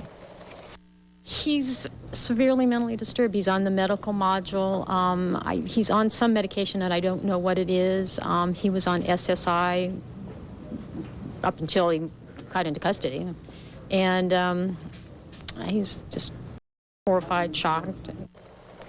Prosecutors say that the 3 killed the Steinmans after extorting money from the elderly couple. They also said today they no longer consider Selena Bishop a suspect, but rather a witness who was killed to keep her from testifying. A federal judge today agreed to release on bail the former Los Alamos scientist accused of a major security breach. Wen-Ho Lee is being held on charges of mishandling U.S. nuclear secrets. The case has prompted increased security at other top-secret weapons labs, including Lawrence Livermore Lab in Livermore. Amber Lee is there with a live report. Dennis, former Los Alamos scientist Wen-Ho Lee may be out on $1 million bail on Tuesday. In New Mexico today, U.S. District Judge James Parker agreed to release Lee from jail while he waits to go to trial. The 60-year-old Lee faces 59 counts of transferring nuclear secrets to unsecure computers and tapes. He has not been charged with espionage. Lee was fired from Los Alamos National Laboratory last year and was arrested in December. Since then, he has been in solitary confinement. Denied bail twice before, but the judge relented after Lee's attorneys got an FBI agent to admit he had given inaccurate testimony against Lee. Lee supporters applaud the judge's decision. We hope that this signals really just the first step in the unraveling of the entire government's case, which, as I've said, is really largely based upon stereotypes. Diane Chin of the San Francisco-based Chinese for Affirmative Action put this full-page ad in the New York Times last Monday. She says the government's case against the Taiwanese-born scientist amounts to racial profiling. The headline, in particular, charged with being ethnic Chinese, communicates what we think is at the heart of the case. Government documents indicate that Dr. Lee was targeted for investigation because of his ethnicity. Lee has repeatedly denied wrongdoing. He claims he made copies of the nuclear secrets in case of a computer crash. Wen-Ho Lee did do something with data that he should not have done. Now, how serious that infraction was is very difficult to say at this point. Marshall Windmiller taught courses on intelligence at San Francisco State University for 17 years. He says he's been monitoring the case closely. The evidence so far does not suggest that it was so serious as to warrant the kind of punishment that he's received so far, namely being held incommunicado in isolation and shackled and his exercise limited and all of those kinds of things. Lee will remain in jail until a hearing on Tuesday. At that time, the judge will set the conditions for his bail. Judge Parker has proposed that Lee be required to stay at home under surveillance and that federal authorities be able to monitor all phone calls and mail. Lee's trial is scheduled for November. So far, government officials have made no comment on the judge's decision. Dennis, Leslie. Amber Lee, thank you. 2 young rock climbers told their story today, a story of capture and escape from armed rebels in Central Asia. The 2 were part of a group of 4 American climbers held hostage last week. Vern Hawkins has a report. 2 of the 4 climbers are back in the U.S. today and met with reporters in a Davis rock climbing gym. 20-year-old Beth Wadden of Davis is the country's second climber who began learning her climbing skills here 6 years ago. Tommy Caldwell, 22 from Colorado, competes in climbing events worldwide. The 4 climbers were in the former Soviet Republic of Kyrgyzstan when rebel soldiers began shooting. We thought at first people were hunting or something. We had no idea what was going on, and then when they began shouting at us and we could see they were motioning at us for us to come down, then we figured out that we had to go down. 2 rebel soldiers held the climbers captive for 6 days, hiding from Kyrgyzstan troops. They were not abusive at all, although they didn't really take care of us because they couldn't. They didn't feed us because they didn't have any food. Another hostage taken earlier was executed. Finally, last Friday, with only 1 rebel guarding them, the climbers pushed him off a cliff to his death. They ran some 18 miles to a military post where soldiers helped them, but not before they were shot at again. Right before we got to the army camp. But it wasn't by the people who were keeping us captive. It wasn't by the same captor. The troops said they knew where the climbers were at the time, but couldn't help them. Because they're afraid of causing another battle and us getting caught in the middle of it and getting shot. The climbers say they intend to get back on the road and climb, but that it's a little too soon to map out just where and when. There's no way that the government, to the best of my knowledge, could have done anything more to protect the kids. There's no way that the Kyrgyz government could have done more. This happened very, very fast. I was very scared the whole time, but always hoping that either someone would come to us or that we could escape somehow. As it turned out, the young climbers had to save themselves and still don't want to talk about their decision to kill the rebel soldier. In Davis, Vern Hawkins for the 10 o'clock news.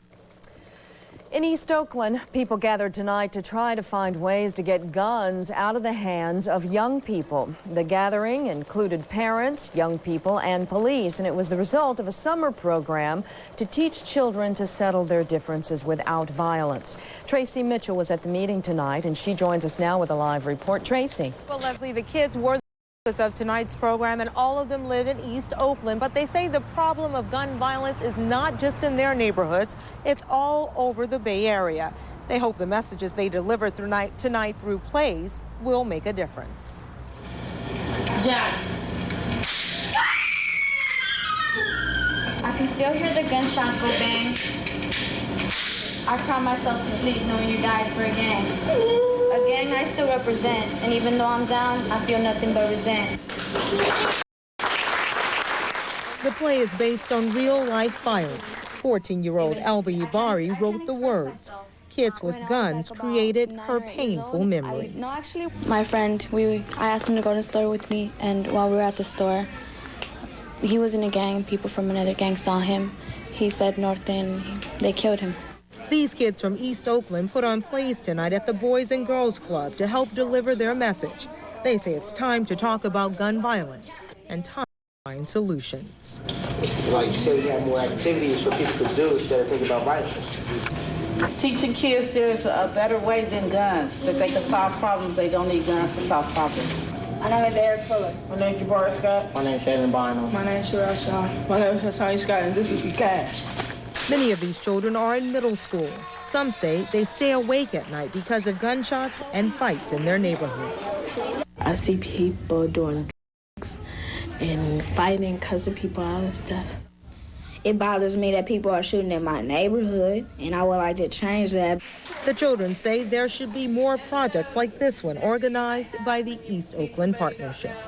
I mean, my parents, I'm Mexican. They came from Mexico over here for us to have a better life. I would like my kids to have a better life, which is why I'm doing this. I don't want them growing up seeing the same things I've seen. Well, at the end of the night, at the end of the program, the children received awards for their work all summer long. The program they participated in is sponsored by the East Oakland Partnership to reduce gun violence. Leslie Dennis. Tracy Mitchell reporting from Oakland. Thank you, Tracy. Straight ahead on the 10 o'clock news, one presidential candidate may not be on the state ballot come November, and it's not because he's pulling out of the race. Several new polls provide more evidence that the tables may have turned for candidates Bush and Gore. We'll have the latest on the investigation into the deadly crash of Gulf Air Flight 072. And a bit later, evacuations are ordered after a volcano near a popular tourist destination unexpectedly erupts. The 10 o'clock news continues in less than 2 minutes. This is a test. For the next 30 seconds, this station will be conducting a test of the urgency broadcast system. If you want free installation from AT&T Cable, it's urgent you act now. Do not remain calm. Pick up the phone immediately and dial the number on your screen. What are you waiting for? With AT&T Cable, there's something for everyone, including ESPN's cable-exclusive coverage of the NFL, featuring 18 regular season games. And with our free installation offer, there's never been a better time to get cable, but there's no time to lose. As the new school year is about to begin, there is good news tonight for low and moderate income California college students. I'm Robert Honda. The story's still ahead. Interest rates are going up, so Pepe the Price Poster brings car payments down. Your choice. Brand new 2000 Volkswagen Beetles and Jettas. Lease for only $199 a month plus tax. Plus, if you have a trade. It's your choice. Brand new 2000 Volkswagen Beetles and Jettas. Only $199 a month plus tax. Pepe the Price Poster brings car payments back to earth. Get down to Dublin Auto Center. I've always been a real self-starter until I got busted. But I had a get-out-of-jail-free card. Here's my buddy, the Gland. Love this little guy. You see, he makes me invisible. So now I work with the government. Let's talk pension plan, huh? Which means I go out and kick the crap out of bad guys, freaks, and Canadian nationals. And they never see it coming. The government's ultimate concealed weapon, the Invisible Man. Saturdays at 10 on KICU 36.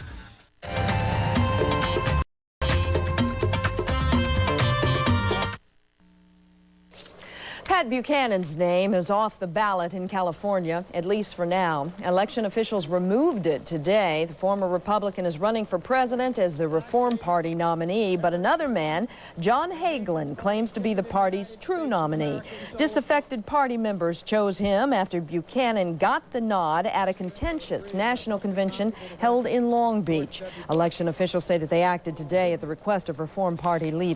Those officials also said that the party has until next Thursday to resolve the dispute. Next Thursday is when the ballot goes to the printers. With the polls showing Democrat Al Gore making big gains since the start of the Democratic convention, the campaign of Republican George W. Bush is now pushing hard its tax cut plan in an effort to try to regain the momentum. But so far, the candidate has had a difficult time explaining it to the public. John Sasaki is in our newsroom with that report. John? Yes, George W. Bush has had a rough week trying to clear up some confusion over his tax plan. His problems began Tuesday in Des Moines while he was describing what should become of the projected federal surplus. He seemed to lose himself in the numbers. We will spend $3.3 trillion over the next 10 years on top of the $1.9 trillion budget. We still got trillions of dollars left in the surplus.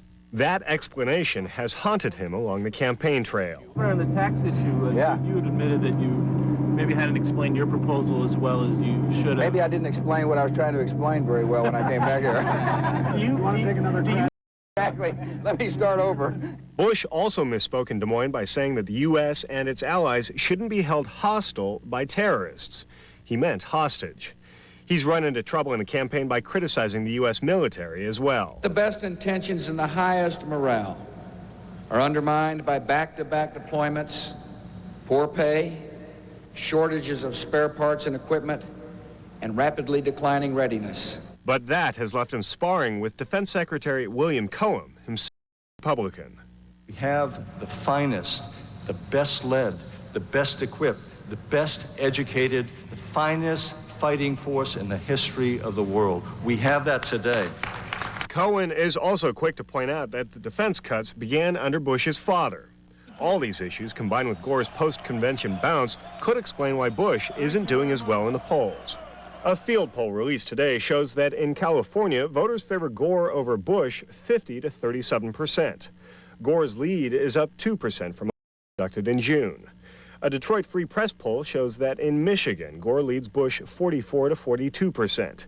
That's a dramatic turnaround from a poll conducted earlier this month that showed Bush led Gore by 8%. And in New Jersey, a Quinnipiac University poll has Gore leading in that state 49 to 37%.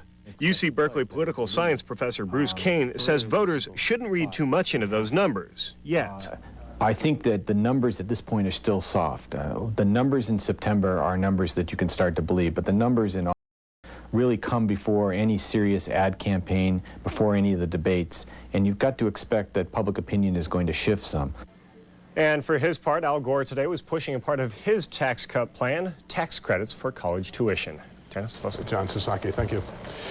In the Persian Gulf, divers have now recovered both of the flight recorders from the Gulf Air jet that crashed yesterday. So far, the cause of the crash is a mystery. Gulf Air Flight 072 was on a flight from Cairo, Egypt to Bahrain at the time. All 143 people on board died. We have more on the search for answers from Keith Graves of... Unlike some recent crashes into the sea, flight GF072 went down in shallow water. That made the job of recovering bodies easier. It also means all of the wreckage can be removed to land, enabling investigators to examine it as they attempt to find out why the Airbus, with no apparent warning, with no known emergency on board, dropped 600 feet into the Persian Gulf as the two-man flight deck crew made their third attempt at a landing at Bahrain's Manama airport. Aviation experts are puzzled by why. It was a calm night. The runway was in sight. It lies on flat terrain, and Bahrain is fitted with the latest navigation and landing equipment. There had, according to a Bahraini civil aviation official, been no indications from the crew of any problems on the flight from the Egyptian capital, Cairo. The pilot aborted his first approach, not an unusual occurrence, then his second without sounding any alarms. The aircraft went down on the third approach. Some eyewitnesses have talked of an engine fire, others aircraft breaking up. But investigators are awaiting the analysis of the two flight recorders recovered this morning. They'll reveal technical details of the aircraft's final minutes in the air and the conversation between the flight deck crew. We will take probably many days to recover sufficient of the wreckage to be of any use to do an investigation. Many of those on board were children returning to Bahrain at the end of the school holidays. The passenger list also indicates several family groups, most of them Egyptians. 3 years ago, an identical Gulf Air aircraft crashed upon takeoff from Abu Dhabi. That, investigators decided, was pilot error. Keith Graves, Sky News in the Middle East. When the 10 o'clock news continues, the governor and state lawmakers announce a new plan to help thousands of California students go to college.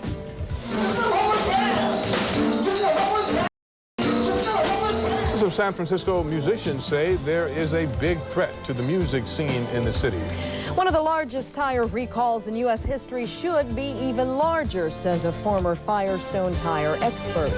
I'm meteorologist Bill Martin, the KTVU Weather Center. The weekend is almost here and the temperatures have warmed up. It is warmer out there. I'll tell you what you can expect for the weekend. The forecast still ahead.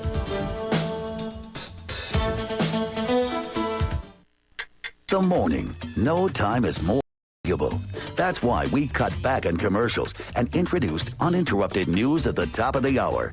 More continuous news for the South Bay. Non-stop news at 6, non-stop news at 7, and non-stop news at 8. More non-stop breaking news, traffic, and weather when you need it most. The San Jose edition of KTVU Morning News and Mornings on 2. Weekday mornings on KICU Channel 36, Cable 6.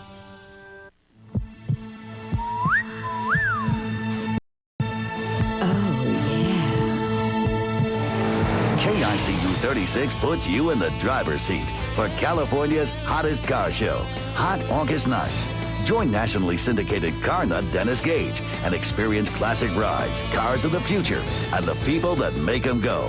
It's Reno, Nevada's classic car extravaganza, Hot August Nights. Friday at 9, KICU 36. California's $100 million a year olive and olive oil industry is threatened by a microscopic pest that may be headed to the Bay Area. I'm consumer editor Tom Vakar. That story is still ahead.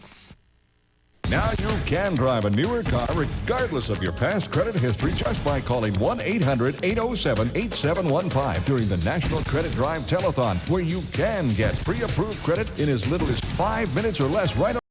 And you can be driving away in as little as 30 minutes or less in the newer car of your choice. Maybe you have a bankruptcy or... A bill to ban racial profiling by police is stalled in the state Senate, and in a reaction that might seem surprising, civil rights groups are cheering. They say the bill doesn't go far enough. Racial profiling is the alleged practice of stopping men because they're minorities Civil rights groups said that to end it, there must be data collected to document what police do, and they want law enforcement agencies required to collect it.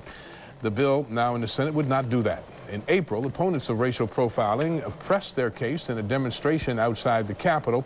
Governor Gray Davis had demanded and gotten a bill without a data collection provision. Today, the bill's sponsor withdrew it. Retired Court of Appeals judge. State legislature today unanimously confirmed retired appeals court judge Harry Lowe as the new state insurance commissioner. The Assembly approved by a vote of 71-0. It took the Senate less than a minute to vote its approval, 34-0. Governor Gray Davis appointed Lowe to the position after the elected insurance commissioner Chuck Quackenbush resigned amid an ethics investigation last month. Senate Leader John Burton says Judge Lowe will help restore public confidence in the department. Financial aid for California college students is about to expand dramatically. The governor and state lawmakers announced the new plan today. It guarantees thousands of dollars in grant money for tens of thousands of high school graduates. Robert Honda has this story from our South Bureau. We are San Jose State University. San Jose State got some good news today as the university welcomed faculty and staff back for classes, which begin tomorrow. California is about to adopt the largest state financial aid program in the country, and one that targets low and moderate income students. Today, Governor Gray Davis and legislative leaders agreed to expand the state's Cal Grants program by about $1.2 billion. The grants would pay all college fees for from qualified low-income families. I am meeting with San Jose State alums who are CEOs and presidents of major firms all the time. San Jose State President Bob Correa says the new grants will help many low-income students bridge the digital divide and eventually find high-tech jobs. We're working as an institution and also with local nonprofits like the Manufacturing Group and Joint Venture on the issue of the digital divide, trying to get students into a pipeline. All of those students have to be given the tools they need to become part of this society and to grow. And they have different challenges. Some of them are challenges, some are socioeconomic challenges. We have work in San Jose, Sunnyvale, Milpitas, Fremont, Dublin. Bridging the digital divide in the Latino community was one of the goals at this job fair at San Jose's Mexican Heritage Plaza. The proposed school grants program was cheered by many job seekers who want to go to school to develop more job skills. Mission College student Christina Wills says the timing couldn't be better because employers need workers. Now people for such a wide variety. I mean, things that used to be a disadvantage are now an advantage. The fact that you are bilingual, that you speak Spanish is a plus. It's something that can make or break getting a job. The grants are especially good news to Deanie Albert, an employment training advisor for the Foothill De Anza Community College District. Under the new plan, low-income community college transfer students will get extra benefits, such as a living stipend. Everybody is qualified to work. Everybody is employable. Davis has also proposed a merit program where $118 million in scholarships would go to students who score well on placement exams. And that means about 1/3 of all California high school graduates could end up receiving financial aid. In San Jose, Robert Honda for the 10 o'clock news. Coming up when the 10 o'clock news continues, family members of the Russian submarine crew took part in a memorial service at sea today. There is a very small pest that's threatening a multi-million-dollar industry in California, and consumer editor Tom Vakar will have that story. First, the closing numbers from Wall Street, where the Dow was up today, and a rally by biotech stocks helped send the NASDAQ higher as well. Coming October 2nd, from the creator of Law and Order. Arrest and Trial. Premieres October 2nd on KICU 36.